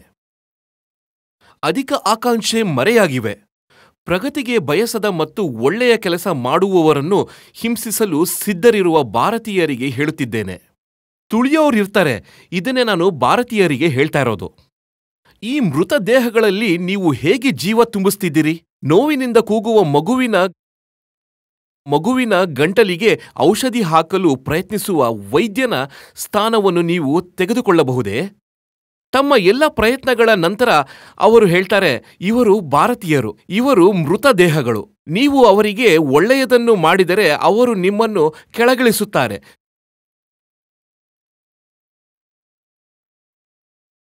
ಮತ್ತೆ ಮುಂದೆ ಹೇಳ್ತಾರೆ, ಆದರೆ ನಾನು ನಿಮಗೆ ನೆನಪಿಸುತ್ತೇನೆ, ಕರ್ಮಣ್ಯವಾಧಿಕಾರಸ್ಥೆ ಮಾ ಫಲೇಷು ಕದಾಚನ. ನಿಮಗೆ ಕರ್ಮ ಮಾಡುವ ಹಕ್ಕಿದೆ, ಫಲಕ್ಕೆ ಅಲ್ಲ. ಬಂಡೆಯಂತೆ ದೃಢವಾಗಿರಿ. ಶ್ರೀರಾಮಕೃಷ್ಣನ ಸಂತತಿ ನಿಷ್ಕಪಟ ಮತ್ತು ಸತ್ಯನಿಷ್ಠರಾಗಿರಲಿ. ಉಳಿದಷ್ಟು ನೋಡೋಣ. ನಾವು ಫಲವನ್ನು ನೋಡಲು ಬದುಕುವುದಿಲ್ಲ, ಆದರೆ ನಾವು ಇರುವಾಗ ಫಲ ಬರುತ್ತೆ ಎಂಬುದರಲ್ಲಿ ನಮಗೆ ಸಂಶಯವಿಲ್ಲ. ಭಾರತಕ್ಕೆ ಜಾತಿಯ ನಾಡಿಮಿಡಿತವನ್ನು ಪುನರ್ಜೀವಿಸುವ ಹೊಸ ಶಕ್ತಿಯ ಅಗತ್ಯವಿದೆ. ಈ ಕೆಲಸ ನಿಧಾನವಾಗಿ ಮಾತ್ರ ನಡೀತಿದೆ ಮತ್ತು ಮುಂದೆಯೂ ನಿಧಾನವಾಗಿ ನಡೆಯುತ್ತೆ. ನೀವು ನಿಸ್ವಾರ್ಥ ಸಂತುಷ್ಟರಾಗಿ ಮತ್ತು ನಿಮ್ಮ ಪಾಲಿಗೆ ಪ್ರಾಮಾಣಿಕರಾಗಿರಿ. ಮುಂದೆ ಹೇಳ್ತಾರೆ, ನಾನು ಭಾರತದಲ್ಲಿ 100 ಜನರನ್ನು ಬಿಡಬಹುದಾದರೆ ನನ್ನ ಕೆಲಸ ಪೂರ್ಣಗೊಳ್ಳುತ್ತದೆ. ನಾನು ಶಾಂತಿಯಿಂದ ಸಾಯಬಹುದು. ಭಾರತದಲ್ಲಿ ಈಗಿರುವ ಪರಿಸ್ಥಿತಿಯಲ್ಲಿ ಅವರು ತುಂಬಾ ಬೇಗ ಯಶಸ್ವಿಯಾಗಲು ಸಾಧ್ಯವಿಲ್ಲ ಎಂದು ಅವರಿಗೆ ಅನಿಸಿತ್ತು. ಏಕೆಂದರೆ ಭಾರತೀಯರೇ ಅವರನ್ನು ಹೆಚ್ಚು ವಿರೋಧಿಸುತ್ತಿದ್ರು, ಅಡೆತಡೆಗಳನ್ನು ಸೃಷ್ಟಿಸುತ್ತಿದ್ರು. ನಂತರ ಅವರ ಈ 1895ರ ಪತ್ರ ಇದೆ, ಅಲಸಿಂಗ ಪೆರುಮಾಳ್ ಅವರಿಗೆ. ಈಗ ಭಾರತದ ಪತ್ರಿಕೆಗಳಲ್ಲಿ ಸಾಕಷ್ಟು ಚರ್ಚೆಯಾಗಿದೆ. ಸ್ವಾಮೀಜಿ ಇಲ್ಲಿ ಅಮೆರಿಕಾಗೆ ಹೋಗಿ ಸಾತ್ವಿಕ ಭೋಜನ ಮಾಡದೆ ಸಿಗಾರ್ ಮುಂತಾದವುಗಳನ್ನು ಸೇವಿಸುತ್ತಾರೆ ಎಂದು. ಸ್ವಾಮೀಜಿಯ ವರ್ತನೆ ಮತ್ತು ನಡವಳಿಕೆಯ ಬಗ್ಗೆ ಅಪಖ್ಯಾತಿ ಹರಡುತ್ತಿತ್ತು. ಸ್ವಾಮೀಜಿ ಏನ್ ಹೇಳ್ತಾರೆ? ಭಾರತೀಯರು ನನ್ನನ್ನು ನಿಯಮಿತ ಹಿಂದೂ ಆಹಾರವನ್ನು ಸೇವಿಸುವಂತೆ ಒತ್ತಾಯಿಸಿದರೆ ಅವರಿಂದ ಅಡುಗೆಯವನನ್ನು ಮತ್ತು ಅವನನ್ನು ಇಡಲು ಸಾಕಷ್ಟು ಹಣವನ್ನು ಒದಗಿಸುವಂತೆ ಹೇಳಿ. ನೀವು ತಮ್ಮಂತೆ ತಿನ್ನಲು ಮತ್ತು ಕುಡಿಯಲು ಬಯಸಿದರೆ ಅಡುಗೆಯವನನ್ನೂ ಕಳುಹಿಸಿ ಮತ್ತು ಹಣವನ್ನೂ ಕಳುಹಿಸಿ. ಈ ಎಲ್ಲ ಜನರಲ್ಲಿ 1 ಪೈಸಾ ಸಹಾಯ ಮಾಡುವ ಶಕ್ತಿ ಇಲ್ಲ, ಆದರೆ ನನಗೆ ಉಪದೇಶ ಮಾಡ್ತಾರೆ. ನಾನು ಅವರ ಮೇಲೆ ನಗುತ್ತೇನೆ. ಈ ಜನರು ಸ್ವಾಮೀಜಿಗೆ ಹೇಳುತ್ತಿದ್ರು, ಹೀಗೆ ತಿನ್ನಿ, ಹೀಗೆ ಕುಡಿಯಿರಿ, ನೀವು ಇದನ್ನು ಏಕೆ ಮಾಡುತ್ತಿದ್ದೀರಿ, ಇದೆಲ್ಲ ಹೇಳುತ್ತಿದ್ರು. ಕ್ರಿಶ್ಚಿಯನ್ ಮಿಷನರಿಗಳು ಸೇರಿದಂತೆ ಈ ಜನರು ಏನು ಹೇಳುತ್ತಿದ್ರು? ಅವರು ಹೇಳುತ್ತಿದ್ರು, ಕಾಮಿನಿ ಕಂಚನ ಬಗ್ಗೆ ನಿಯಮಗಳು, ಹೆಣ್ಣು ಮತ್ತು ಹೊನ್ನಿನಿಂದ ದೂರವಿರುವುದು, ಇದನ್ನು ಸ್ವಾಮಿ ಉಲ್ಲಂಘಿಸಿದ್ದಾರೆ. ಈಗ ಸ್ವಾಮೀಜಿ ಮಹಿಳೆಯರೊಂದಿಗೆ ಸಂವಹನ ನಡೆಸುತ್ತಿದ್ರು. ಅಮೆರಿಕದ ಸಂಸ್ಕೃತಿ ಬೇರೆ, ಅಲ್ಲಿ ಭಾರತದಂತೆ ಇರೋದಿಲ್ಲ. ಅದರಿಂದ ಇವರು ಹೇಳುತ್ತಿದ್ದರು. ಸ್ವಾಮೀಜಿಯ ಉತ್ತರ, ಹೆಣ್ಣು ಹೊನ್ನು ವ್ರತಗಳನ್ನು ಉಲ್ಲಂಘಿಸಿದ್ದಾರೆ ಎಂದು ಹೇಳಿದರೆ ಅವರು ಸುಳ್ಳು ಹೇಳುತ್ತಿದ್ದಾರೆ ಎಂದು ಅವರಿಗೆ ಹೇಳಿ. ನನ್ನ ಬಗ್ಗೆ ನೀವು ಇಷ್ಟು ಮಾತ್ರ ತಿಳಿದುಕೊಳ್ಳಿ, ನಾನು ಯಾರ ಮಾತು ಕೇಳುವುದಿಲ್ಲ. ನನ್ನ ಜೀವನದ ಗುರಿಯನ್ನು ನಾನೇ ನಿರ್ಧರಿಸುತ್ತೇನೆ. ಯಾವುದೇ ದೇಶದ ಬಗ್ಗೆ ನನಗೆ ಅತಿಯಾದ ಪ್ರೀತಿ ಅಥವಾ ದ್ವೇಷವಿಲ್ಲ. ನಾನು ಭಾರತೀಯನಾಗಿರುವಂತೆ ಇಡೀ ಜಗತ್ತಿನವನು. ನನ್ನಿಂದ ಸಾಧ್ಯವಾದಷ್ಟು ನಾನು ನಿಮಗೆ ಸಹಾಯ ಮಾಡಿದ್ದೇನೆ. ನಿಮಗೆ ಸಹಾಯ ಮಾಡಿದ್ದೇನೆ. ಈಗ ನೀವೇ ನಿಮ್ಮನ್ನು ನೀವು ಸಹಾಯ ಮಾಡಿಕೊಳ್ಳಿ. ನನ್ನ ಮೇಲೆ ವಿಶೇಷ ಹಕ್ಕನ್ನು ಹೊಂದಿರುವ ದೇಶ ಯಾವುದು? ನಾನು ಯಾವುದೇ ರಾಷ್ಟ್ರದ ದಾಸನೇ ಹೇಳಿ? ಇಂಗ್ಲಿಷ್ನಲ್ಲಿ ಹೇಳ್ತಾರೆ, am I a slave to a particular nation? ನೀವು ಭಾರತೀಯರು ಮತ್ತು ಅಮೆರಿಕಕ್ಕೆ ಹೋಗಿ ಅಂತಹ ಕೆಲಸಗಳನ್ನು ಮಾಡುತ್ತಿದ್ದೀರಿ ಎಂದು ಹೇಳುತ್ತೀರಿ. ನಾನು ಹೇಗೆ ನಡೆಯಬೇಕು ಎಂದು ನಾನೇ ನಿರ್ಧರಿಸುತ್ತೇನೆ. ಮುಂದೆ ಹೇಳ್ತಾರೆ, ಅವಿಶ್ವಾಸಿಗಳೇ, ನಾಸ್ತಿಕರೇ, ಈ ವ್ಯರ್ಥ ಮೂರ್ಖತನವನ್ನು ನಿಲ್ಲಿಸಿ. ಈ ರೀತಿ ಅಪಖ್ಯಾತಿ ಮಾಡುತ್ತಿದ್ದವರ ಬಗ್ಗೆ ನಾನು ಕಷ್ಟಪಟ್ಟು ಕೆಲಸ ಮಾಡಿದ್ದೇನೆ ಮತ್ತು ನನಗೆ ಸಿಕ್ಕಿದ ಎಲ್ಲ ಹಣವನ್ನು ಕಲ್ಕತ್ತಾ ಮತ್ತು ಮದ್ರಾಸ್ಗೆ ಕಳಿಸಿದ್ದೇನೆ. ಇದೆಲ್ಲವನ್ನು ಮಾಡಿದ ನಂತರ ನಾನು ನಿಮ್ಮ ಮೂರ್ಖತನದ ಸೂಚನೆಗಳನ್ನು ಅನುಸರಿಸಬೇಕೆ? ನೀವು ಯೋಚಿಸಿ, ಸ್ವಾಮೀಜಿಗೆ ಎಷ್ಟು ಕೋಪ ಬಂದಿರಬಹುದು? ಜನರು ಅವರ ಬಗ್ಗೆ ಎಂತಹ ಮಾತುಗಳನ್ನು ಹೇಳಿರಬಹುದು? ಅವರು ಅಲ್ಲಿ ಹೋಗಿ ಹಣ ಸಂಗ್ರಹಿಸುತ್ತಿದ್ದಾರೆ ಮತ್ತು ಅದನ್ನು ವ್ಯರ್ಥ ಮಾಡುತ್ತಿದ್ದಾರೆ. ಅವರು ವಿದೇಶಕ್ಕೆ ಹೋಗಿದ್ದು ಅಲ್ಲಿ ಹಣ ಸಂಗ್ರಹಿಸಿ ಅದನ್ನು ಆನಂದಿಸಲು. ಆದ್ದರಿಂದ ಅವರು ಹೇಳಿದರು, ನಾನು ಸಂಗ್ರಹಿಸಿದ ಎಲ್ಲಾ ಹಣವನ್ನು ಸಂಸ್ಥೆಯ ಕೆಲಸಕ್ಕಾಗಿ ಕಲ್ಕತ್ತಾ ಮತ್ತು ಮದ್ರಾಸ್ಗೆ ಕಳಿಸಿದ್ದೇನೆ ಮತ್ತು ನಾನು ನಿಮ್ಮನ್ನು ಕೇಳಿ ನಡೆಯೋದಿಲ್ಲ. ನಿಮಗೆ ನಾಚಿಕೆ ಆಗಲ್ವಾ? ನಾನು ನಿಮ್ಮ ಪ್ರಶಂಸೆಯನ್ನು ಕೇಳ್ತೀನಾ ಅಥವಾ ನಿಮ್ಮ ನಿಂದನೆಗೆ ಹೆದರ್ತೀನಾ? ನಾನು ಅಂತಹ ವಿಚಿತ್ರ ಸ್ವಭಾವದ ವ್ಯಕ್ತಿಯಾಗಿದ್ದೇನೆ. ನೀವು ನನ್ನನ್ನು ಅರ್ಥ ಮಾಡಿಕೊಳ್ಳಲು ಸಾಧ್ಯ ಇಲ್ಲ. ನೀವು ನಿಮ್ಮ ಕೆಲಸ ಮಾಡಿ ಅಥವಾ ಮೌನವಾಗಿ ಕೂತ್ಕೊಳ್ಳಿ. ಆದರೆ ನಿಮ್ಮ ಮೂರ್ಖತನದಿಂದ ನನ್ನನ್ನು ನಿಮ್ಮ ಇಚ್ಛೆಯಂತೆ ಕೆಲಸ ಮಾಡುವಂತೆ ಮಾಡಲು ಪ್ರಯತ್ನಿಸಬೇಡಿ. ನನಗೆ ಯಾರ ಸಹಾಯವೂ ಬೇಕಾಗಿಲ್ಲ. ನಾನು ಜೀವನವಿಡೀ ಇತರರನ್ನು ಸಹಾಯ ಮಾಡಿದ್ದೇನೆ. ನನ್ನನ್ನು ಸಹಾಯ ಮಾಡುವವರು ಇಲ್ಲಿಯವರೆಗೆ ಯಾರೂ ಇಲ್ಲ. ಶ್ರೀರಾಮಕೃಷ್ಣ ಪರಮಹಂಸ ಒಬ್ಬರಿದ್ರು. ಅವರಿಂದ ನನಗೆ ಸಿಗಬೇಕಾಗಿತ್ತು ಸಿಕ್ತು. ಅವರಿಂದ ನನಗೆ ಸಿಗಬೇಕಾಗಿದ್ದು ಸಿಕ್ತು. ಅದರ ನಂತರ ನನಗೆ ಯಾರ ಸಹಾಯವೂ ಬೇಕಾಗಿಲ್ಲ. ನಮ್ಮ ಕೆಲಸಕ್ಕೆ ಸಹಾಯ ಮಾಡಲು 2 ರೂಪಾಯಿ ಕೊಡುವ ಶಕ್ತಿ ಇಲ್ಲದವರು ನಿರಂತರವಾಗಿ ವ್ಯರ್ಥ ಮಾತುಗಳನ್ನು ಆಡ್ತಿದ್ರು. ನೀವು ಎಂದಿಗೂ 2 ರೂಪಾಯಿ ನಮ್ಮ ಕೆಲಸಕ್ಕೆ ಕೊಡಲಿಲ್ಲ ಮತ್ತು ನಮ್ಮ ಬಗ್ಗೆ ಹೀಗೆ ಮಾತಾಡುತ್ತೀರಿ? ನೀವು ಯಾರು ತನಗಾಗಿ ತಾನು ಏನನ್ನು ಮಾಡುವುದಿಲ್ಲವೋ ಆ ವ್ಯಕ್ತಿಯ ಮೇಲೆ ಆಳ್ವಿಕೆ ನಡೆಸಲು ಬಯಸುವವರು ನೀವು. ಇದರ ವಿರುದ್ಧವಾಗಿ ಎಷ್ಟಾಗುತ್ತೋ ಅಷ್ಟು ಎಲ್ಲ ನಿಮಗಾಗಿ ಮಾಡಿದ್ದ. ಜಗತ್ತು ಹೀಗೆ ಅಕೃತಜ್ಞ, ಅನ್ಗ್ರೇಟ್ಫುಲ್ ಆಗಿದೆ. ನೀವು ಇದನ್ನು ಹೇಳಲು ಬಯಸ್ತೀರಾ? ನಾನು ಈ ಜಾತಿಯಲ್ಲಿ ಹರಿದು ಹೋದ ಕೆಟ್ಟ ಸಂಸ್ಕಾರಗಳನ್ನು ಹೊಂದಿರುವ ಕರುಣಾರಹಿತ, ಕಪಟಿ, ನಾಸ್ತಿಕ, ಹೇಡಿಗಳಲ್ಲಿ ಶಿಕ್ಷಿತ ಹಿಂದೂಗಳಲ್ಲಿ ಮಾತ್ರ ಕಂಡುಬರುವ ಗುಣಗಳನ್ನು ಹೊಂದಿರುವವನಾಗಿ ಜೀವಿಸಲು ಮತ್ತು ಸಾಯಲು ಜನಿಸಿದ್ದೇನೆ ಎಂದು? ನಿಮ್ಮಂತಾಗಲು ನಾನು ಜನಿಸಲಿಲ್ಲ ಅಥವಾ ಸಾಯುವುದಿಲ್ಲ. ನಾನು ಹೇಡಿತನವನ್ನು ದ್ವೇಷಿಸುತ್ತೇನೆ ಮತ್ತು ಯಾವುದೇ ರೀತಿಯ ರಾಜಕೀಯದೊಂದಿಗೆ ನನಗೆ ಯಾವುದೇ ಸಂಬಂಧವಿಲ್ಲ. ಸತ್ಯ ಮಾತ್ರ ನನ್ನ ರಾಜಕೀಯ. ಇದೆಲ್ಲವನ್ನು ಕೇಳಿ ನಿಮಗೆ ಹೇಗನ್ನಿಸ್ತಾ ಇದೆ? ಅವರ ಜೀವನದ ಅಂಶ ನಿಮಗೆ ತಿಳಿದಿತ್ತಾ? ನಮಗಂತೂ ಅವರು ವಾಪಸ್ ಬಂದಾಗ ಅವರನ್ನು ದೊಡ್ಡದಾಗಿ ಸ್ವಾಗತಿಸಲಾಯಿತು ಎಂದು ಹೇಳಿದರು ಮತ್ತು ಭಾರತ ಅವರ ಕಾಲಿಗೆ ಬಿದ್ದಿತ್ತು ಎಂದು ಹೇಳಿದರು. ಭಾರತ ಅವರಿಗೆ ಎಷ್ಟು ಕಷ್ಟ ನೀಡಿತು ಎಂದು ನಿಮಗೆ ತಿಳಿದಿದೆಯಾ? ಮುಂದೆ ನೀವು ನೋಡಿದರೆ ಇನ್ನೊಂದು ವಿಷಯ ತಿಳಿಯುತ್ತೆ. ಈಗ ಇದನ್ನು ಕೇಳಿ. ಇದು ಇಂಗ್ಲಿಷ್ನಲ್ಲಿದೆ.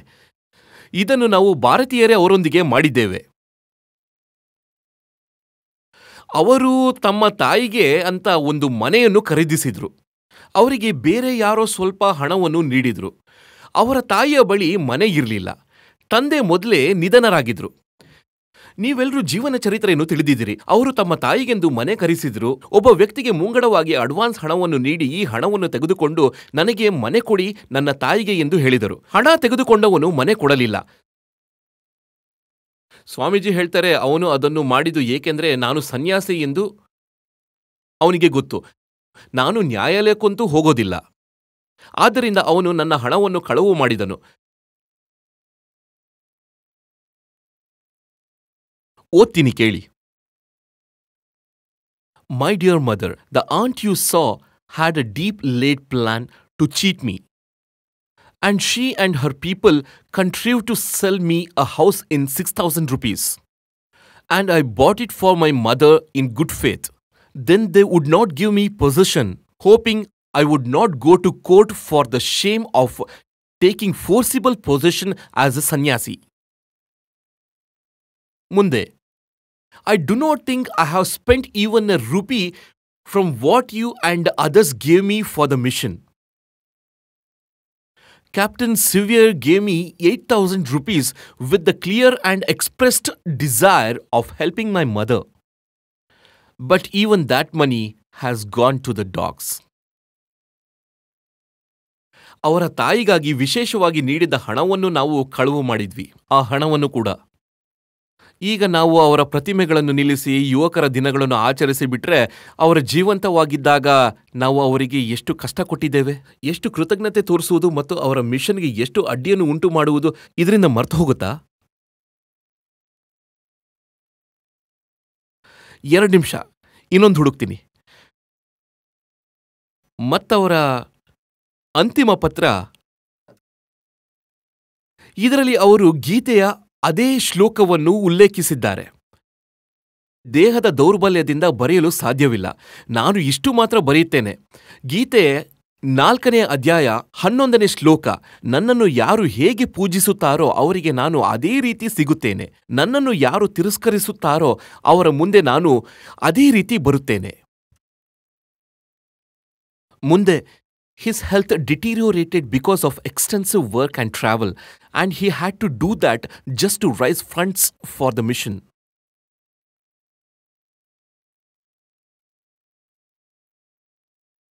ಟೈಮ್ಲೈನ್ ಕೂಡ ಇದೆ.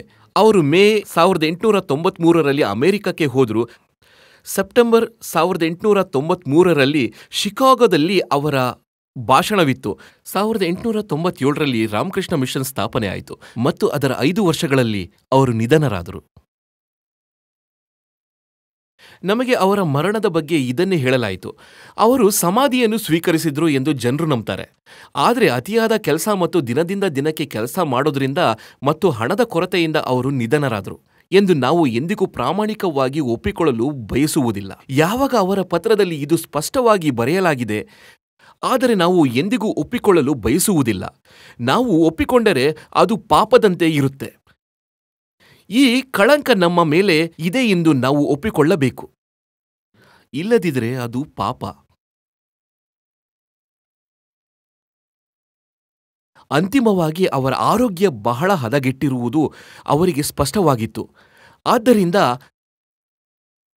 ಅವರು ಒಂದು ಪತ್ರಿಕೆಯನ್ನು ಪ್ರಾರಂಭಿಸಲು ಬಯಸಿದ್ದರು. ಆ ಪತ್ರಿಕೆ ಪ್ರಾರಂಭವಾಗಲಿಲ್ಲ. ನೀವು ಏನನ್ನು ಮಾಡಲು ಸಾಧ್ಯವಾಗದಿದ್ದರೆ, then sell off everything and then return the proceeds to the donor. ಡೋನರ್ನಿಂದ ಎಷ್ಟು ಹಣ ಬಂದಿದೆ ಅದನ್ನು ಹಿಂತಿರುಗಿಸಿ. ನೀವು ಮಿಷನ್ಗೆ ಅಗತ್ಯವಿರುವುದನ್ನು ಮಾಡಲು ಸಾಧ್ಯವಾಗದಿದ್ದರೆ. I get no news at all from the mutt. What is Sharad doing? I want to see work done. Before dying, I want to see that what I have established as a result of my lifelong struggle is put in more or less running condition. ಹೀಗೆ ಒಬ್ಬ ಯೋಧನಂತೆ ಜೀವಿಸಿದರು. ಅವರು ಒಂದು ಚಿತ್ರ ಇದೆಯಲ್ಲ, ಅದರಂತೆ ಅವರು ತಮ್ಮ ಯೋಗ ಮುದ್ರೆಯಲ್ಲಿ ಕುಳಿತು ಧ್ಯಾನ ಮಾಡುತ್ತಿದ್ದರು ಎಂದು ನಾವು ಭಾವಿಸುತ್ತೇವೆ. ಧ್ಯಾನದಲ್ಲಿ ಅಲ್ಲ, ಹೋರಾಟದಲ್ಲಿ ಇರ್ತಾನೆ. ಹಗಲು ರಾತ್ರಿ ಹೋರಾಡ್ತಾನೆ. ಆಗ ಬದಲಾವಣೆ ಬರುತ್ತೆ. ಮತ್ತೆ ಬರೀತಾರೆ, anyway pay special attention to the magazine. Mentally take it as though I were not. Act independently on this basis. ನಾನಿಲ್ಲದಂತೆ ನಡೆಸಿಕೊಳ್ಳಿ, ನಾನು ಹೋಗಿಬಿಟ್ಟಿದ್ದೇನೆ ಮತ್ತು ಪತ್ರಿಕೆ ಪ್ರಕಟವಾಗುತ್ತಲೇ ಇರುತ್ತೆ. ಜನರು ಯಾವಾಗಲೂ ಈ ಪತ್ರಿಕೆಯಲ್ಲಿ ಆಧ್ಯಾತ್ಮಿಕ ವಿಷಯಗಳು ಇರುತ್ತೆ, ಜನರು ಓದುವುದಿಲ್ಲ ಎಂದು ಹೇಳ್ತಿದ್ರು. ಅವರು ಹೇಳಿದ್ರು ಜನರು ಓದೋದಿಲ್ಲ ಎಂದು ನನಗೆ ಗೊತ್ತು. ಆದ್ದರಿಂದ ಅವರು ಹೇಳಿದ್ರು, ಒಂದು ಕೆಲಸ ಮಾಡಿ, ನನ್ನ ಪ್ರಯಾಣದ ಬಗ್ಗೆ ಜನರಿಗೆ ಆಸಕ್ತಿ ಇರುವಂತಹ ರೋಮಾಂಚಕ ಅನುಭವಗಳನ್ನು ಪ್ರಕಟಿಸಿ. Sharad writes that the magazine is not going well. Let them publish the accounts of my travels and thoroughly advertise it beforehand. ಅವ್ರು ಹೇಳ್ತಾರೆ, ಜನರಿಗೆ ಏನನ್ನಾದರೂ ಕೊಡಲು ಮೊದಲು ಪ್ರಚಾರ ಮಾಡಬೇಕು, ಜಾಹೀರಾತು ಮಾಡಬೇಕು. ಪತ್ರಿಕೆಯಲ್ಲಿ ರೋಮಾಂಚಕವಾಗಿದ್ದು ಬರಲಿದೆ ಎಂದು ಜಾಹೀರಾತು ಮಾಡಬೇಕು. Only then subscribers will come rush in. ಜನರು ರೋಮಾಂಚಕ ಮತ್ತು ಮನೋರಂಜನಕಾರಿ ಏನನ್ನಾದರೂ ನೋಡುವವರೆಗೂ ಸಬ್ಸ್ಕ್ರೈಬ್ ಆಗೋದಿಲ್ಲ. Do people like a magazine if 3/4 of it is filled with pious stuff? Pious ಅಂದರೆ ಶುದ್ಧ, ಧಾರ್ಮಿಕ, ಪವಿತ್ರ. ಅವ್ರು ಹೇಳ್ತಾರೆ, ನೀವು ಪತ್ರಿಕೆಯ 3ನೇ ಭಾಗವನ್ನು ಶುದ್ಧ ಮತ್ತು ಧಾರ್ಮಿಕ ಮತ್ತು ಪವಿತ್ರ ವಿಷಯಗಳಿಂದ ತುಂಬಿಸಿದರೆ ನಿಮ್ಮ ಪತ್ರಿಕೆ ಮಾರಾಟವಾಗುವುದಿಲ್ಲ. ಪತ್ರಿಕೆನ ಮಾರಾಟ ಮಾಡಬೇಕಾದ್ರೆ ಅದರಲ್ಲಿ ಸ್ವಲ್ಪ ಮನೋರಂಜನೆ ಮಸಾಲೆ ಸೇರಿಸಿ. ಇದರಿಂದ ಏನು ಗೊತ್ತಾಗುತ್ತೆ? ಇದರಿಂದ ಪತ್ರಿಕೆ ಓದುಗರು ಮತ್ತು ಗ್ರಾಹಕರ ಬಗ್ಗೆ ತಿಳಿಯುತ್ತೆ. ವಿವೇಕಾನಂದರಂತಹ ಮಹಾಪುರುಷರು ಸಹ ತಮ್ಮ ಪತ್ರಿಕೆಯನ್ನು ಜನಪ್ರಿಯಗೊಳಿಸಲು ಅದರಲ್ಲಿ ಇನ್ನಷ್ಟು ವಿಷಯಗಳನ್ನು ಸೇರಿಸಿ ಅನ್ನಬೇಕಾಯಿತು. ಇದರಲ್ಲಿ 3ನೇ ಭಾಗ ಆಧ್ಯಾತ್ಮಿಕ ವಿಷಯಗಳಿದ್ದರೆ ಯಾರೂ ಓದೋದಿಲ್ಲ. ಇಂತಹ ಕೆಲಸಗಳನ್ನು ಮಾಡಬೇಕಾಗತ್ತೆ. ಎಷ್ಟು ಹೋರಾಡಿದ್ರು, ಮತ್ತೆಷ್ಟು ಗಾಯಗೊಂಡ್ರು.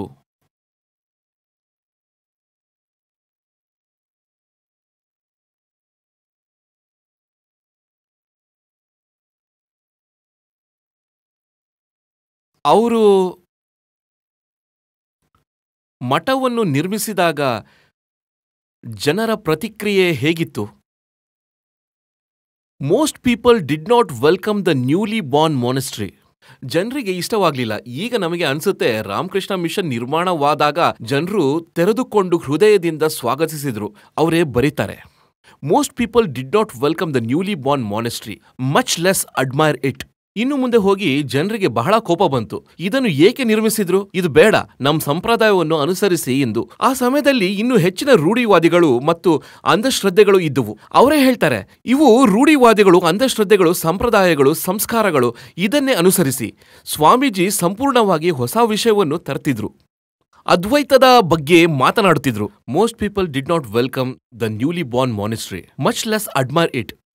Indifference was the only thing. ₹1 ಸಹಾಯವೂ ಇಲ್ಲ, ಆದರೆ ಇವೆಲ್ಲವನ್ನು ನೀಡಿದ್ರು. ಹಿಂಸಿಸಿ. Indifference was the only thing. Indifference, slander ಅಂದ್ರೆ ಅವಮಾನ ಮಾಡೋದು, ಅವರ ಹೆಸರು ಹಾಳು ಮಾಡೋದು, ಇದೆಲ್ಲವೂ. ಆಪರೇಷನ್, ನಾಶ ಮಾಡಿ. These were what the monks had to face. ಅವರ ಜನರು ಇದನ್ನು ಎದುರಿಸಬೇಕಾಯಿತು. ಮುಂದೆ ಅವರು ಬರೀತಾರೆ, ಈಗ within quotes, the only thing we got from those around us was a kick and a curse. That was all. The only thing we got from those around us was a kick and a curse. That was all. ಒದೆಯಬಹುದಾದವರು ಒದ್ದರು ಮತ್ತು ನಿಂದಿಸಬಹುದಾದವರು, ಶಾಪ ನೀಡುವವರು, ಅವಮಾನ ಮಾಡುವವರು ಇದೆಲ್ಲವನ್ನೂ ಮಾಡಿದರು. ಹಾಗೇನೇ 40 ವಯಸ್ಸು ಆಗುವ ಮೊದಲೇ ಯಾರಾದರೂ ನಿಧನರಾಗ್ತಾರಾ? ಅವರು ಬಹಳ ಬಲಶಾಲಿ ವ್ಯಕ್ತಿಯಾಗಿದ್ರು. ಪೈಲ್ವಾನ್ ತರನೇ ಅವರ ದೇಹ ಇತ್ತು. ಇವೆಲ್ಲವನ್ನು ನಾವು ಅವರಿಗೆ ನೀಡಿದ್ವು. ಹೀಗೆ ಅವರ ಮರಣ ಸಂಭವಿಸಿತು.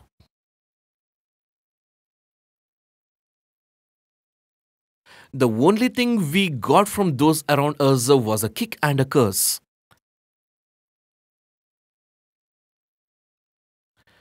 ಈಗ ಅವರ ಬಗ್ಗೆ ಯಾವ ವಿಷಯದಲ್ಲಿ ಅಪಖ್ಯಾತಿ ಮಾಡುತ್ತಿದ್ರು? ಅದಕ್ಕೊಂದು ಕಾರಣ ನೀಡಲಾಗಿದೆ. The drinking of tea was not popular, but one would take tea if affected with malaria or cough or cold. Another report, however, claimed that a decoction of tea without milk and sugar was available. ನಾಟಕ ಏನಂದ್ರೆ, the only luxury they ever indulged in was smoking tobacco from a hubble bubble. ಮುಂದೆ, As they had no warm clothes, the monks would do physical exercise to warm themselves when they were awake by the chill of cold wintry nights. ಈ ಸ್ಥಿತಿ ಹೀಗಿತ್ತು. ಅರ್ಥ ಮಾಡ್ಕೊಳ್ತೀರಾ? ತುಂಬಾ ಶೀತವಾದಾಗ ಅವರು ಏನ್ ಮಾಡ್ತಾ ಇದ್ರು? ದೇಹ ಬೆಚ್ಚಗಾಗಲು ವ್ಯಾಯಾಮ ಮಾಡ್ತಾ ಇದ್ರು.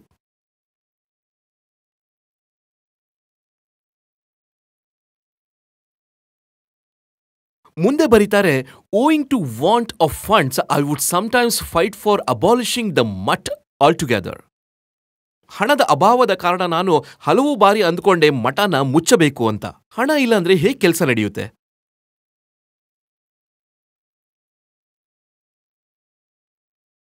There have been days the mutt was without a grain of food. If some rice was collected by begging, there was no salt to take it with. ತಿನ್ನಕ್ಕಾಗ್ತಿರ್ಲಿಲ್ಲ, ಅಕ್ಕಿ ಸಿಕ್ಕಿದ್ರೆ ಉಪ್ಪಿರ್ತಿರ್ಲಿಲ್ಲ. On some days there would be just rice and salt and nobody cared for it.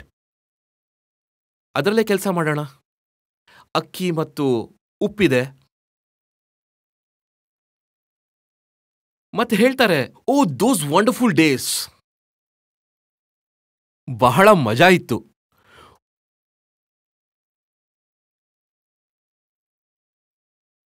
O those wonderful days ಮುಂದೆ ಹೇಳ್ತಾರೆ, it is a tremendous truth that if there be real worth in you, the more the circumstance against you, the more will that inner power manifest itself. ಮೌಲ್ಯ ಇದ್ರೆ ನಿಮಗೆ ಎದುರಾಗುವ ಸನ್ನಿವೇಶಗಳು ಎಷ್ಟು ಕಷ್ಟವಾಗಿರುತ್ತೋ ಅಷ್ಟು ನಿಮ್ಮ ಆಂತರಿಕ ಶಕ್ತಿ ಹೆಚ್ಚಾಗಿ ಪ್ರಕಟವಾಗುತ್ತೆ.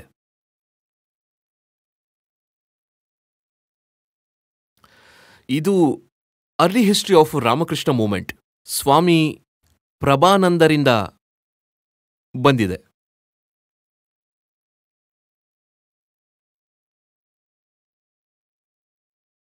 ಇನ್ನು ಬಹಳಷ್ಟಿದೆ. ಇದರಲ್ಲಿ ನಾನು ಎಷ್ಟು ಓದ್ಲಿ? ಎಲ್ಲವೂ ಅದೇ ಇದೆ. ಹೋರಾಟ ಹೋರಾಟ ಹೋರಾಟ ಮತ್ತು ಜನರಿಂದ, ಭಾರತೀಯರಿಂದ, ಹಿಂದೂಗಳಿಂದ ಬಲವಾದ ವಿರೋಧ.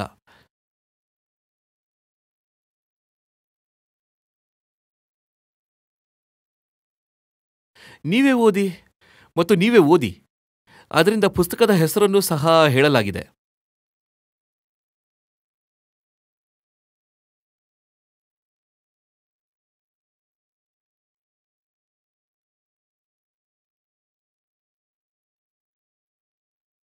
ಇದ್ರ ಬಗ್ಗೆ ಏನಾದ್ರೂ ಕೇಳೋದಿದ್ರೆ ಕೇಳಿ. ಪ್ರಣಾಮ ಗುರುಗಳೇ. ನೀವು ಇತ್ತೀಚೆಗೆ ಸ್ವಾಮಿ ವಿವೇಕಾನಂದರ ಬಗ್ಗೆ ಹೇಳಿದಂತೆ, ಅವರ ಹೋರಾಟಗಳ ಬಗ್ಗೆ ಹೇಳಿದಂತೆ, ಅವರ ಜೀವನವಾಗಿದ್ದಾಗ, ಅವರು ಜೀವಂತವಾಗಿದ್ದಾಗ ಜನರು ಅವರನ್ನು ಎಷ್ಟು ಅರ್ಥ ಮಾಡಿಕೊಳ್ಳಲಿಲ್ಲ ಮತ್ತು ಅವರು ಅನುಸರಿಸಲಿಲ್ಲ. ಅವರ ಮರಣದ ನಂತರ ನಾವು ಅವರನ್ನು ಹೆಚ್ಚು ಗೌರವಿಸುತ್ತೇವೆ. ಅದು ಏಕೆ ಹೀಗೆ ಆಗುತ್ತೆ ಗುರುಗಳೇ? ಮತ್ತು ಅವರ ಮರಣದ ನಂತರ ಅವರ ಅನುಯಾಯಿಗಳು ಹೆಚ್ಚಾಗುತ್ತಾರೆ. ಯಾವುದೇ ಮಹಾಪುರುಷರಿರಲಿ ಬಲಿದಾನ ಮಾಡಬೇಕಾಗತ್ತೆ. ಅವರ ಮರಣದ ನಂತರ ಮಾತ್ರ ನಾವು ಅವರ ಸತ್ಯವನ್ನು ನಂಬುತ್ತೇವೆ. ನೋಡಿ, ಆ ವ್ಯಕ್ತಿ ಸತ್ತ ನಂತರ ಅವನು ನಮಗೆ ಸಲಹೆ ನೀಡೋದಿಲ್ಲ, ನಿರ್ದೇಶನ ನೀಡೋದಿಲ್ಲ, ಸರಿನಾ? ಅಥವಾ ಆಜ್ಞೆ ಮಾಡೋದಿಲ್ಲ. ಅದು ಒಳ್ಳೆಯದು, ಸುರಕ್ಷಿತವಾಗಿದೆ.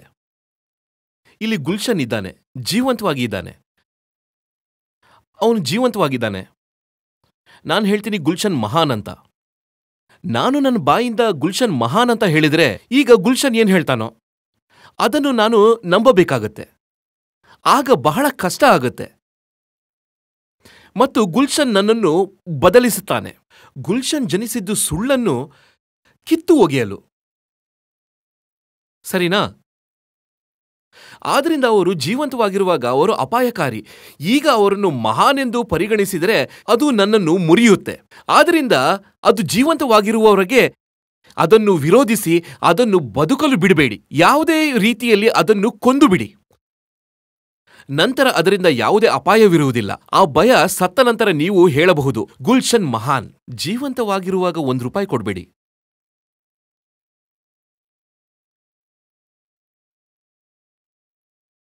ಸತ್ತ ನಂತರ ದೊಡ್ಡ ದೊಡ್ಡ ಪ್ರತಿಮೆಗಳು ನಿರ್ಮಿಸಿ ನೀವು ಸ್ವಾಮೀಜಿ ಒಬ್ಬ ರೂಪಾಯಿಗಾಗಿ ಹೀಗೆ ಕಷ್ಟಪಡುತ್ತಿದ್ದರು ಎಂಬುದನ್ನು ಅಧ್ಯಯನ ಮಾಡುತ್ತಿದ್ದಾಗ ನೀವು ಅವರಿಗೆ ನೀಡಿದಷ್ಟು ಹಣ ನೀಡಿದ್ದರೆ ಆ ಸಮಯದಲ್ಲಿ ಭಾರತದಲ್ಲಿ ದೊಡ್ಡ ದೊಡ್ಡ ದೇವಾಲಯಗಳು ಇದ್ದವು ಮತ್ತು ಇನ್ನಷ್ಟು ನಿರ್ಮಾಣಗೊಳ್ಳುತ್ತಿದ್ದವು. ಹಿಂದೂಗಳು ಅಲ್ಲಿ ದಾನ ಮತ್ತು ದಕ್ಷಿಣೆ ನೀಡುತ್ತಿದ್ದರು.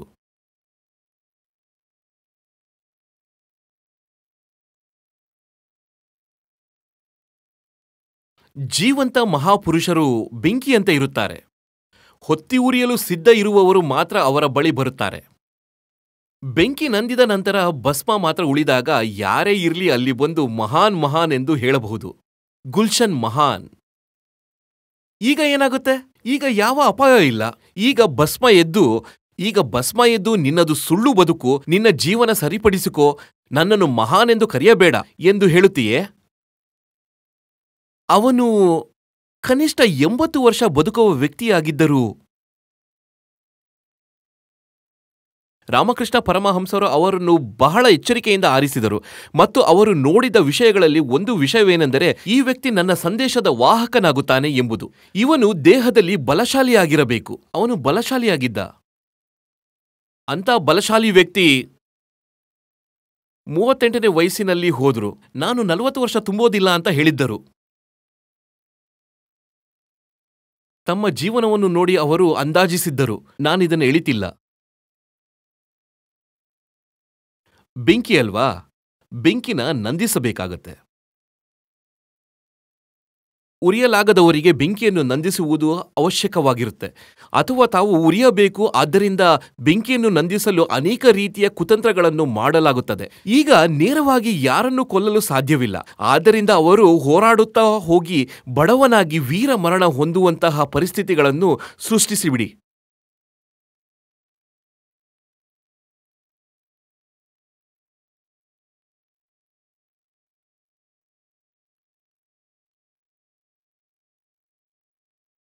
ಅವರೆಲ್ಲ ಅಡಗಿದ್ದಾರೆ. ಆ ಸಮಯದಲ್ಲಿ ಅವರು ಮಾಡಬಹುದಾದಷ್ಟು ಹಾನಿಯನ್ನು ಮಾಡಿದರು ಮತ್ತು ಈಗ ಅವರು ಅಡಗಿದ್ದಾರೆ. ನಾವು ಯಾವ ಸ್ಥಳದಲ್ಲಿ, ಯಾವ ಪುಸ್ತಕಗಳಲ್ಲಿ, ಯಾವ ಜನರು, ಯಾವ ಪತ್ರಿಕೆಗಳಲ್ಲಿ ಯಾವ ರೀತಿಯಲ್ಲಿ ಸ್ವಾಮೀಜಿಗೆ ತೊಂದರೆ ಕೊಟ್ಟರೂ, ಅಡ್ಡಿಪಡಿಸಿದರು, ನಿಂದಿಸಿದರು, ಅಪಪ್ರಚಾರ ಮಾಡಿದರು ಎಂದು ನಾವು ಈಗ ಕೇಳುತ್ತಿಲ್ಲ. ಅವರು ತಮ್ಮ ಕೆಟ್ಟ ಪ್ರಚಾರವನ್ನು ಮಾಡಿ ಸುರಕ್ಷಿತವಾಗಿ ಹೊರಬಂದರು. ಈಗ ಅಡಗಿದ್ದಾರೆ. ಸರ್, ಇದರಲ್ಲಿ ನಂಬಿಕೆಯ ಬಗ್ಗೆಯೂ ಇತ್ತು. ಅಂದರೆ ಮಹಾಪುರುಷರ ಮರಣದ ನಂತರ ಅವರ ಬಗ್ಗೆ ನಂಬಿಕೆ ಹುಟ್ಟಿತ್ತು. ಈ ನಂಬಿಕೆ ಅಂದರೆ ಏನರ್ಥ? ಇನ್ನು ಈಗ ಅಪಾಯ ಇಲ್ಲ ಎಂಬ ನಂಬಿಕೆ. ಈ ನಂಬಿಕೆ ಬಂತು. ಆದರೆ ಈ ನಂಬಿಕೆಯನ್ನು ಸ್ವಲ್ಪ ಅರ್ಥ ಮಾಡಿಕೊಳ್ಳಿ. ಏನು ನಂಬಿಕೆ ಬಂತು? ಈಗ ಅಪಾಯವಿಲ್ಲ ಎಂಬ ನಂಬಿಕೆ ಬಂತು. ಈಗ ಅವರು ಏನು ಮಾಡಲು ಸಾಧ್ಯವಿಲ್ಲ. ಈಗ ಅವರನ್ನು ಮಹಾನೆಂದು ಪರಿಗಣಿಸಿ, ಅವರನ್ನು ಮಹಾನೆಂದು ಗೌರವಿಸಬೇಕಾಗಿದ್ದರೆ ಅವರು ಜೀವಂತವಾಗಿದ್ದಾಗ ಗೌರವಿಸಿ. ಮತ್ತು ಅವರು ತಮ್ಮ ವೈಯಕ್ತಿಕವಾಗಿ ಇದನ್ನು ಕೇಳುತ್ತಿರಲಿಲ್ಲ. ಅವರು ಇದ್ದಾಗ ಅವರನ್ನು ಮಹಾನೆಂದು ಪರಿಗಣಿಸಿದ್ರೆ ಅವರು ಈ ರಾಷ್ಟ್ರಕ್ಕೆ ಇನ್ನೂ ಹೆಚ್ಚಿನ ಕೆಲಸ ಮಾಡುತ್ತಿದ್ದರು. ಆ ಸಮಯದಲ್ಲಿ ಅವರಿಗೆ ತೊಂದರೆ ಕೊಟ್ಟರು. ಸಂಪೂರ್ಣವಾಗಿ ಹೇಳಲು ಸಾಧ್ಯವಿಲ್ಲ. ಅಮೆರಿಕಕ್ಕೆ ಅವರು ಅಷ್ಟು ಸುಲಭವಾಗಿ ಹೋಗಲಿಲ್ಲ. ಅಮೆರಿಕಕ್ಕೆ ಹೋಗಲು ಅವರು ಬಹಳ ಕಷ್ಟದಿಂದ ಹಣ ಸಂಗ್ರಹಿಸಿದ್ದರು.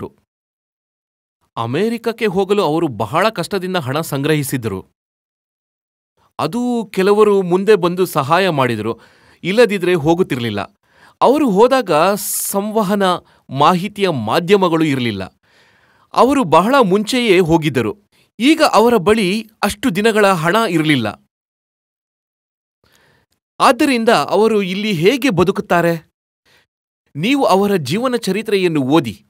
ಹೌದು, ಆ ವ್ಯಕ್ತಿ ಈ ಜಗತ್ತನ್ನು ತೊರೆದಾಗ ನಾವು ಬಂದು ನಿಲ್ಲುತ್ತೇವೆ ನಾಟಕ ಮಾಡಲು. ನಮ್ಮ ವಿವೇಕಾನಂದ ಅಂತ ಇದ್ರೆ, ವಿವೇಕಾನಂದರು ಇದ್ದಾಗ ನೀವು ಅವರನ್ನು ಏನು ಮಾಡಿದ್ರಿ? ಅವರ ಜೀವನದ ಮೇಲೆ ಯಾಕೆ ಹಕ್ಕು ಸಾಬೀತುಪಡಿಸ್ತೀರಾ? ಅವರೇ ಬರ್ತಿದ್ದಾರೆ, ಪಶ್ಚಿಮದ ಜನರು ಅವರಿಗೆ ಸಹಾಯ ಮಾಡಿದ್ದಾರೆ ಅಂತ. ಹಾಗಾದ್ರೆ ಭಾರತೀಯರು ಯಾಕೆ ಹೇಳ್ತಾ ಇದ್ದಾರೆ ನಮ್ಮ ವಿವೇಕಾನಂದ ಅಂತ?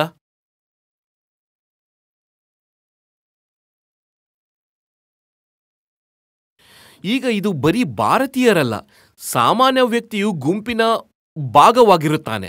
ಅವರ ವಿರೋಧವನ್ನು ಸಾಮಾನ್ಯ ವ್ಯಕ್ತಿ ಮಾಡುತ್ತಿರಲಿಲ್ಲ. ಅವರ ವಿರೋಧವನ್ನು ಯಾರು ಮಾಡುತ್ತಿದ್ರು?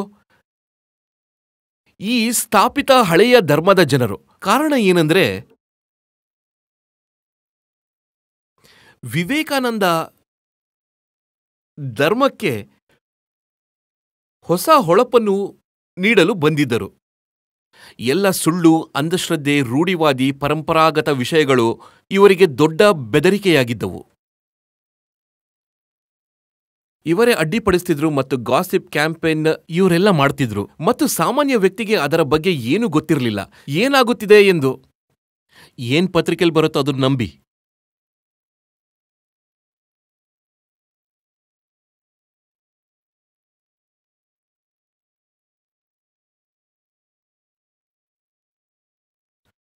ನಾವು ಅವರು ಹೇಳಿದ್ದನ್ನು ಬಹಳ ಬಾರಿ ಉಲ್ಲೇಖಿಸುತ್ತೇವೆ. ನನಗೆ 100 ಜನ ಸಿಕ್ಕರೆ ಸಾಕು. ಆದರೆ ನಾವು 30ರಿಂದ 35 ವರ್ಷ ವಯಸ್ಸಿನ ವ್ಯಕ್ತಿ 100 ಜನ ಸಿಕ್ಕರೆ ದೇಶವನ್ನು ಬದಲಾಯಿಸಬಹುದು ಎಂದು ಏಕೆ ಹೇಳುತ್ತಿದ್ದಾನೆಂದು ಯೋಚಿಸುವುದಿಲ್ಲ. ಅವರು ಹೇಳಿದ್ದರು, 100 ಜನ ಸಿಕ್ಕರೆ 100 ಜನ ಯಾವಾಗ ಸಿಗುತ್ತಾರೆ, ಈ ದೇಶ ಬದಲಾಗುತ್ತೆ. ಅವರಿಗೆ ತೋರಿತು ಅವರ ಜೀವಿತಾವಧಿಯಲ್ಲಿ ಕೆಲಸ ಆಗಲ್ಲ ಎಂದು. ಬರ್ಬಹುದೆಂಬ ಆಸೆ ಇಟ್ಕೊಂಡಿದ್ರು.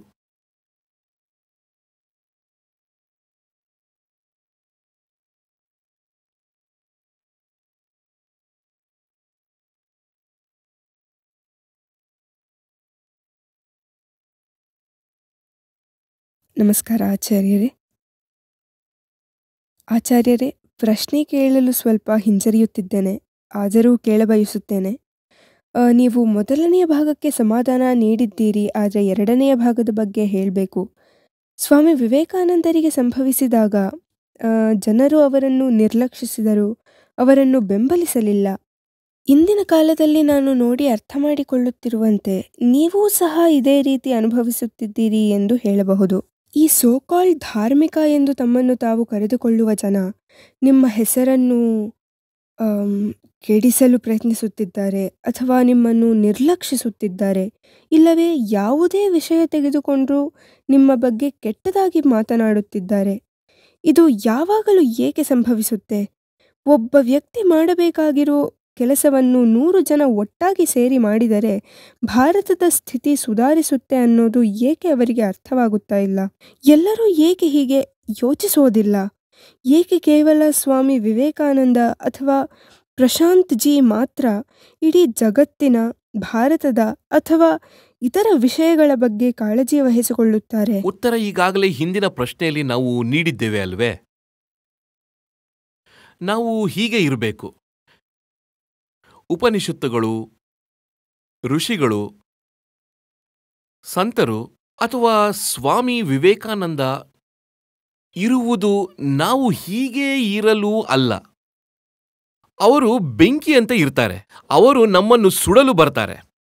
ನಾವು ನಮ್ಮನ್ನು ಸುಡುವುದೇ ನಮ್ಮ ಒಳ್ಳೆಯದಕ್ಕಾಗಿ ಎಂದು ಅರ್ಥ ಮಾಡಿಕೊಳ್ಳುವುದಿಲ್ಲ. ನಾವು ನಮ್ಮನ್ನು ಸುಡುವಾಗ ನಾವು ನಿಜವಾಗಿಯೂ ಶುದ್ಧವಾಗಿ, ಪರಿಶ್ರಮವಾಗಿ ಹೊರಹೊಮ್ಮುತ್ತೇವೆ ಎಂದು ನಾವು ಅರ್ಥ ಮಾಡಿಕೊಳ್ಳುವುದಿಲ್ಲ. ನಮ್ಮತನ ಸುಡೋದಿಲ್ಲ, ನಮ್ಮ ಒಳಗಿನ ಕಸ ಮಾತ್ರ ಸುಡುತ್ತೆ. ಹಾಗಾಗಿ ನಾವು ಶುದ್ಧವಾಗುತ್ತೇವೆ. ಅರ್ಥ ಮಾಡಿಕೊಳ್ಳುವುದಿಲ್ಲ. ನಾವು ಬೆಂಕಿಯನ್ನು ನೋಡಿದಾಗ ನಾವು ಹೆದರುತ್ತೇವೆ. ಹಾಗಾಗಿ ಅದನ್ನು ವಿರೋಧಿಸಲು ಪ್ರಾರಂಭಿಸುತ್ತೇವೆ. ಇಷ್ಟೇ, ಹೆದರುತ್ತೇವೆ. ಇದು ಅಜ್ಞಾನ. ಸ್ವತಃ ನಮ್ಮ ಬಗ್ಗೆಯೇ ಅಜ್ಞಾನ. ನಮ್ಮೊಳಗೆ ಎಷ್ಟು ಚಿನ್ನ ಇದೆ, ಎಷ್ಟು ಕಸ ಇದೆ ಎಂದು ನಮಗೆ ಗೊತ್ತಿಲ್ಲ. ನಾವು ಕಸವನ್ನೇ ನಮ್ಮ ಅಸ್ತಿತ್ವ ಎಂದು ಭಾವಿಸುತ್ತೇವೆ. ಆತ್ಮ, ನಾವು ಮೇಲಿನಿಂದ ಕೆಳಗಿನವರೆಗೂ ಆ ಕಸ ಎಂದೇ ಭಾವಿಸುತ್ತೇವೆ. ಇದಕ್ಕೆ ಬೆಂಕಿಯನ್ನು ಪೂಜಿಸಲಾಗುತ್ತೆ. ಆದರೆ ಕಸ ಬೆಂಕಿಯಿಂದ ಹೆದರುತ್ತೆ, ವಿರೋಧಿಸುತ್ತೆ.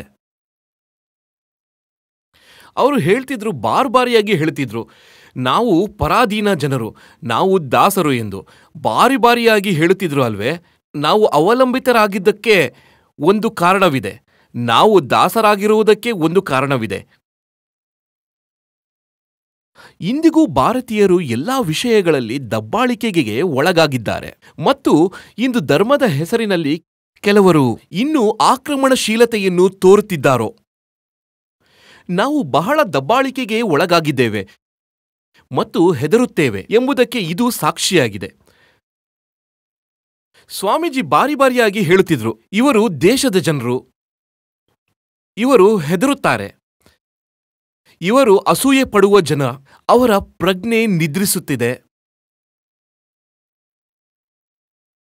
ಉದಾಹರಣೆ ನೀಡಿದ್ನಲ್ಲ, ಒಬ್ಬ ವೈದ್ಯನು ಒಬ್ಬ ಮಗುವಿಗೆ ಕಹಿ ಔಷಧಿಯನ್ನು ಕೊಡಲು ಬಯಸುತ್ತಾನೆ ಮತ್ತು ಮಗು ದೂರ ಓಡಿ ಹೋಗುತ್ತೆ. ಈ ದೇಶದ ಜನರು ಇಂತಹ ಸ್ಥಿತಿಯಲ್ಲಿದ್ದಾರೆ. ಆಚಾರ್ಯರೇ, ಅದು 100 ವರ್ಷಗಳ ಹಿಂದಿನ ಕತೆ ಮತ್ತು ಇಂದು ನಿಮ್ಮೊಂದಿಗೆ ನಡೆಯುತ್ತಿರುವ ಹೋರಾಟ, ನಿಮ್ಮ ಮಿಷನ್ ಅನ್ನು ಮುಂದುವರಿಸಲು ನೀವು ಮಾಡುತ್ತಿರುವ ಶ್ರಮದ ಹೊರತಾಗಿಯೂ ನಮ್ಮಲ್ಲಿ ಇನ್ನೂ ಅಷ್ಟು ಪ್ರಾಮಾಣಿಕತೆ ಇಲ್ಲದಿರುವುದು ಏಕೆ?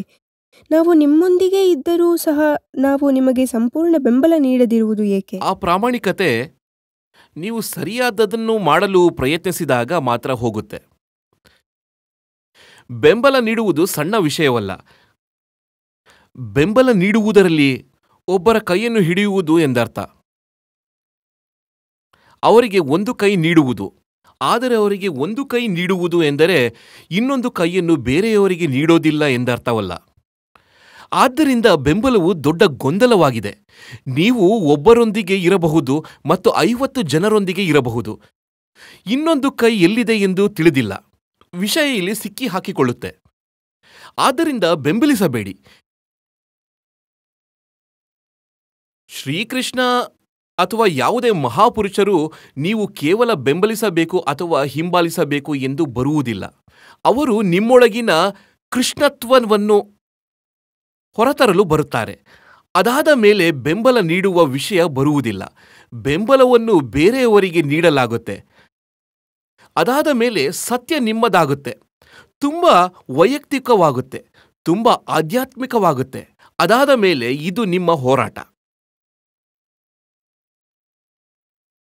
ಆಗ ಮಾತ್ರ ಜೀವ ಬರುತ್ತೆ ಹೋರಾಟದಲ್ಲಿ. ಹೋರಾಟದಲ್ಲಿ ಬೇರೆಯವರ ಬೆಂಬಲವನ್ನು ಎಷ್ಟು ದೂರ ನೀಡಬಹುದು? ಬೇರೆಯವರ ಮಾರ್ಗದಲ್ಲಿ ಬೇರೆಯವರ ಹಿಂದೆ ಎಷ್ಟು ದೂರ ನಡೆಯಬಹುದು? ನೀವು ಈ ವಿಷಯವನ್ನು ನಿಮ್ಮದೆಂದು ಒಪ್ಪಿಕೊಳ್ಳಿ. ನೀವು ಈ ಹೋರಾಟವನ್ನು ನಿಮ್ಮದಾಗಿಸಿಕೊಳ್ಳಿ. ಇದು ನಿಮಗೆ ಅಗತ್ಯವಿರುವ ಮತ್ತು ನೀವು ಯಾವಾಗಲೂ ಬಯಸಿದ್ದು. ನೀವು ಇದನ್ನು ನೋಡಿದಾಗ ನೀವು ನಿಮ್ಮ ಸಂಪೂರ್ಣ ಮುಕ್ತವಾಗಿ ಪೂರ್ತಿ ವೈಭವದಲ್ಲಿ ಪ್ರಕಟವಾಗಬಹುದು. ಇಲ್ಲದಿದ್ದರೆ ಒಂದು ವಿಷಯವನ್ನು ಅರ್ಥ ಮಾಡಿಕೊಳ್ಳಿ. ಸುಳ್ಳು ಮತ್ತು ಭಯ ಯಾವಾಗಲೂ ಒಟ್ಟಿಗೆ ಇರುತ್ತದೆ ಹಾಗೂ ಅಹಂಕಾರ ಯಾವಾಗಲೂ ಹೇಡಿತನವಾಗಿರುತ್ತೆ. ಏಕೆಂದರೆ ಅದು ತನ್ನನ್ನು ತಾನು ರಕ್ಷಿಸಿಕೊಳ್ಳುವ ಬಗ್ಗೆ ಹೆಚ್ಚು ಕಾಳಜಿ ವಹಿಸುತ್ತೆ. ರಾಜ ಎಂದು ಮಾಡಿಕೊಳ್ಳುವವರೆಗೂ ನೀವು ಸ್ಪಷ್ಟವಾಗಿ ಹೇಳಬೇಕು, ನಾನು ಯಾರೊಂದಿಗೂ ನಡೆಯುತ್ತಿಲ್ಲ, ಇದು ನನ್ನ ಜೀವನ. ನೀವು ಹೇಳಬೇಕಾಗುತ್ತೆ, ಗೀತೆ ಕೇವಲ ಅರ್ಜುನಂದೇ, ಇಲ್ಲ ಭಗವದ್ಗೀತೆ ನಿಮ್ಮದು. ನೀವು ಹೇಳಬೇಕು, ಭಗವದ್ಗೀತೆ ನನ್ನದು. ನೀವು ಹೇಳಬಾರದು, ನಾನು ಭಗವದ್ಗೀತೆಯನ್ನು ಓದುತ್ತೇನೆ ಏಕೆಂದರೆ ಆಚಾರ್ಯಜಿ ಇದ್ದಾರೆ. ಈ ಥರ ನೀವು ಹೇಳಬಾರದು. ನೀವು ಭಗವದ್ಗೀತೆ ಮತ್ತು ಶ್ರೀಕೃಷ್ಣರೊಂದಿಗೆ ವೈಯಕ್ತಿಕ ಆತ್ಮಿಕ ಸಂಬಂಧ ಬೆಳೆಸಿಕೊಳ್ಳಬೇಕು. ಆಗ ಮಾತ್ರ ಕೆಲಸ ಆಗುತ್ತೆ. ಸ್ವಾಮಿ ವಿವೇಕಾನಂದ ಮಾಡುತ್ತಿದ್ದ ಎಲ್ಲವೂ ರಾಮಕೃಷ್ಣ ಪರಮಹಂಸ ಅವರು ಮಾಡಲು ಹೇಳಿದಷ್ಟೇ ಅಲ್ಲ. ರಾಮಕೃಷ್ಣ ಅವರು ಅವರಿಗೆ ಒಂದು ಪರಂಪರೆ ಬಿಟ್ಟುಕೊಟ್ಟರು. ಈ ವಿಷಯವನ್ನು ಇಡೀ ಜಗತ್ತಿಗೆ ತಲುಪಿಸಿ ಎಂದು ಒಂದೊಂದು ನಿರ್ದೇಶನವನ್ನು ನೀಡಿದರು. ಜನಕಲ್ಯಾಣ ಇದರಲ್ಲಿದೆ. ಅದರ ನಂತರ ಸ್ವಾಮೀಜಿ ಮಾಡುತ್ತಿರುವುದು ಅವರದೇ, ಏಕೆಂದರೆ ಅದು ಈಗ ಅವರದೇ ಸ್ವಂತ ಹೋರಾಟ ಆಗಿದೆ. ಹೌದು, ಆದ್ದರಿಂದ ಭಗವದ್ಗೀತೆ ನಿಮ್ಮದಾಗಬೇಕು. ಇದು ನಿಮ್ಮದಾಗುವವರೆಗೂ ನೀವು ಕೇವಲ ಬೆಂಬಲಿಸುತ್ತೀರಿ. ಸರಿ. ಧನ್ಯವಾದಗಳು ಆಚಾರ್ಯರೇ. ನಮಸ್ಕಾರ ಆಚಾರ್ಯರೇ. ಸ್ವಾಮಿ ವಿವೇಕಾನಂದರ ಬಗ್ಗೆ ಹೇಳಿದ್ದಕ್ಕೆ ನನಗೆ ಕೆಲವು ವಿಷಯಗಳನ್ನು ಹೇಳಬೇಕು. ಸ್ವಾಮಿ ವಿವೇಕಾನಂದರ ಬಗ್ಗೆ ಹೇಳಿದ್ದಕ್ಕೆ ನನಗೆ ಕೆಲವು ವಿಷಯಗಳನ್ನು ಹೇಳಬೇಕು. ನಾನು ವಿವೇಕಾನಂದರ ಬಗ್ಗೆ ಹಲವು ಪುಸ್ತಕಗಳನ್ನು ಓದಿದ್ದೇನೆ, ಆದರೆ ಅವು ಬೇರೆಯವರು ಬರೆದವು. ವಿವೇಕಾನಂದರು ಬರೆದಂತಹ ಪತ್ರಗಳು ಅಥವಾ ಅಂತಹ ಯಾವುದನ್ನೂ ನಾನು ಎಂದಿಗೂ ಓದಿಲ್ಲ. ಒಂದು ವಿಷಯ ನಾನು ಇಲ್ಲಿ ಹೇಳಲು ಬಯಸುತ್ತೇನೆ, ಅಂದರೆ ಅವರ ಮರಣವು 39 ವಯಸ್ಸಿನಲ್ಲಿ ಆಗಿದೆ ಎಂದು ನನಗೆ ತಿಳಿಸಲಾಗಿದೆ. ಏಕೆಂದರೆ ಈ ಜಗತ್ತಿನಲ್ಲಿ ಅವರು ತಮ್ಮ ಕೆಲಸ ಮುಗಿಸಿದ್ದರು ಮತ್ತು ಅದರಿಂದ ಅವರು ಇಚ್ಛಾ ಮರಣ ಮಾಡಿಕೊಳ್ಳುತ್ತಿದ್ದರು. ಇದು ಒಂದು ವಿಷಯ.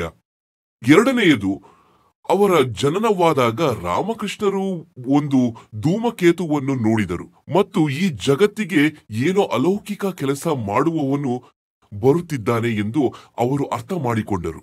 ಬಂಗಾಳಿಯಲ್ಲಿ ಅವರನ್ನು ಬೀರಜ್ವಾನ್ ಪುರುಷ ಎಂದು ಕರೆಯುತ್ತಾರೆ, ಅಂದರೆ ವೀರ ಪುರುಷ ಎಂದರ್ಥ. ಅವರಲ್ಲಿ ಎನ್ಲೈಟ್ಮೆಂಟ್, ಅದು ಜ್ಞಾನ ಇರುತ್ತದೆ. ಅಂತಹದ್ದೇನೋ ಆದರೆ ಇಂದು ನೀವು ಅವರ ಪತ್ರಗಳಲ್ಲಿ ಓದಿ ಹೇಳಿದ ಅವರ ವ್ಯತೆ ಇದು ಎಂದಿಗೂ ಕೇಳಿರಲಿಲ್ಲ. ಇದನ್ನು ಎಲ್ಲರಿಗೂ ಹೀಗೆ ಹೇಳಲಾಗುತ್ತೆ ವಿದ್ಯಾರ್ಥಿಗಳಿಗೆ. ಅವರಿಗೆ ಅನೇಕ ರೋಗಗಳು ಬಂದಿದ್ದವು ಎಂದು ಹೇಳಲಾಗುತ್ತೆ.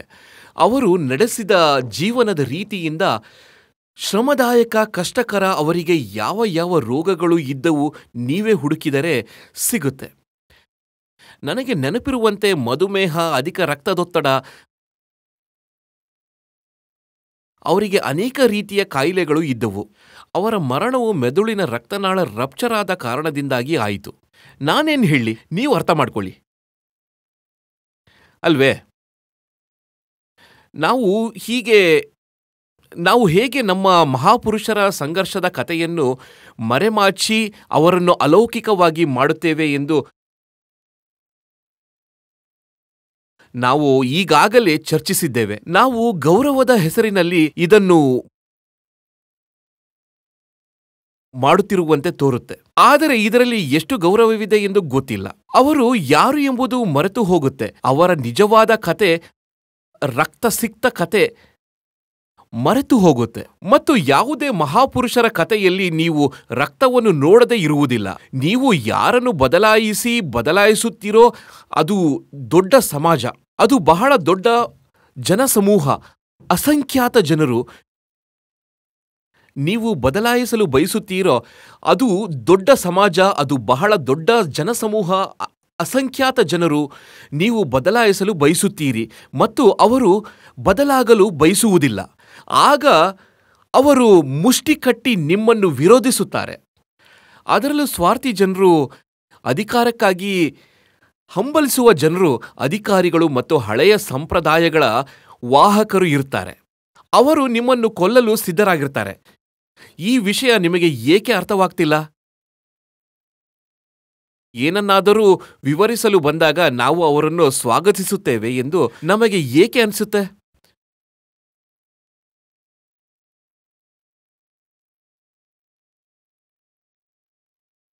ಸ್ವಾಗತಿಸುವುದಿಲ್ಲ. All that they can give is a kick and a ಕರ್ಸ್.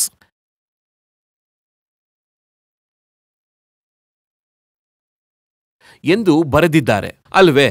ಅದು ಅವರದೇ ಪದಗಳು. All that they can give is a kick and a curse. ಅವರ ಆರೋಗ್ಯ ಬಹಳ ಹಿಂದಿನಿಂದಲೂ ಹದಗೆಡುತ್ತಿತ್ತು. ಮರಣಕ್ಕೆ ಹಲವಾರು ವರ್ಷಗಳ ಮೊದಲೇ ಅವರ ಆರೋಗ್ಯ ಹದಗೆಡಲು ಪ್ರಾರಂಭವಾಗಿತ್ತು. ಯಾರನ್ನು ಅಲೌಕಿಕವಾಗಿ ಮಾಡಬೇಡಿ, ಅದರಿಂದ ನೀವು ಅವರ ಮಾನವೀಯತೆಯನ್ನು ಕಸಿದುಕೊಳ್ಳುತ್ತೀರಿ, ಅವರ ನಿಜವಾದ ಸ್ವರೂಪವನ್ನು ಕಸಿದುಕೊಳ್ಳುತ್ತೀರಿ. ನಮ್ಮ ಮತ್ತು ನಿಮ್ಮ ಆಯ್ಕೆಯ ಮೇಲೆ ನಿಂತಿದೆ ಜೀವನ ಹೇಗೆ ಸಾಗುತ್ತೆ, ಎಷ್ಟು ಎತ್ತರ ಹೋಗುತ್ತೆ ಎಂದು. ಕೆಲವರು ಸರಿಯಾದ ಆಯ್ಕೆ ಮಾಡುತ್ತಾರೆ ಮತ್ತು ಕೆಲವರು ಭಯದಿಂದ ಮಾಡೋದಿಲ್ಲ. ಯಾವ ಧೂಮಕೇತು ಏನಲ್ಲ.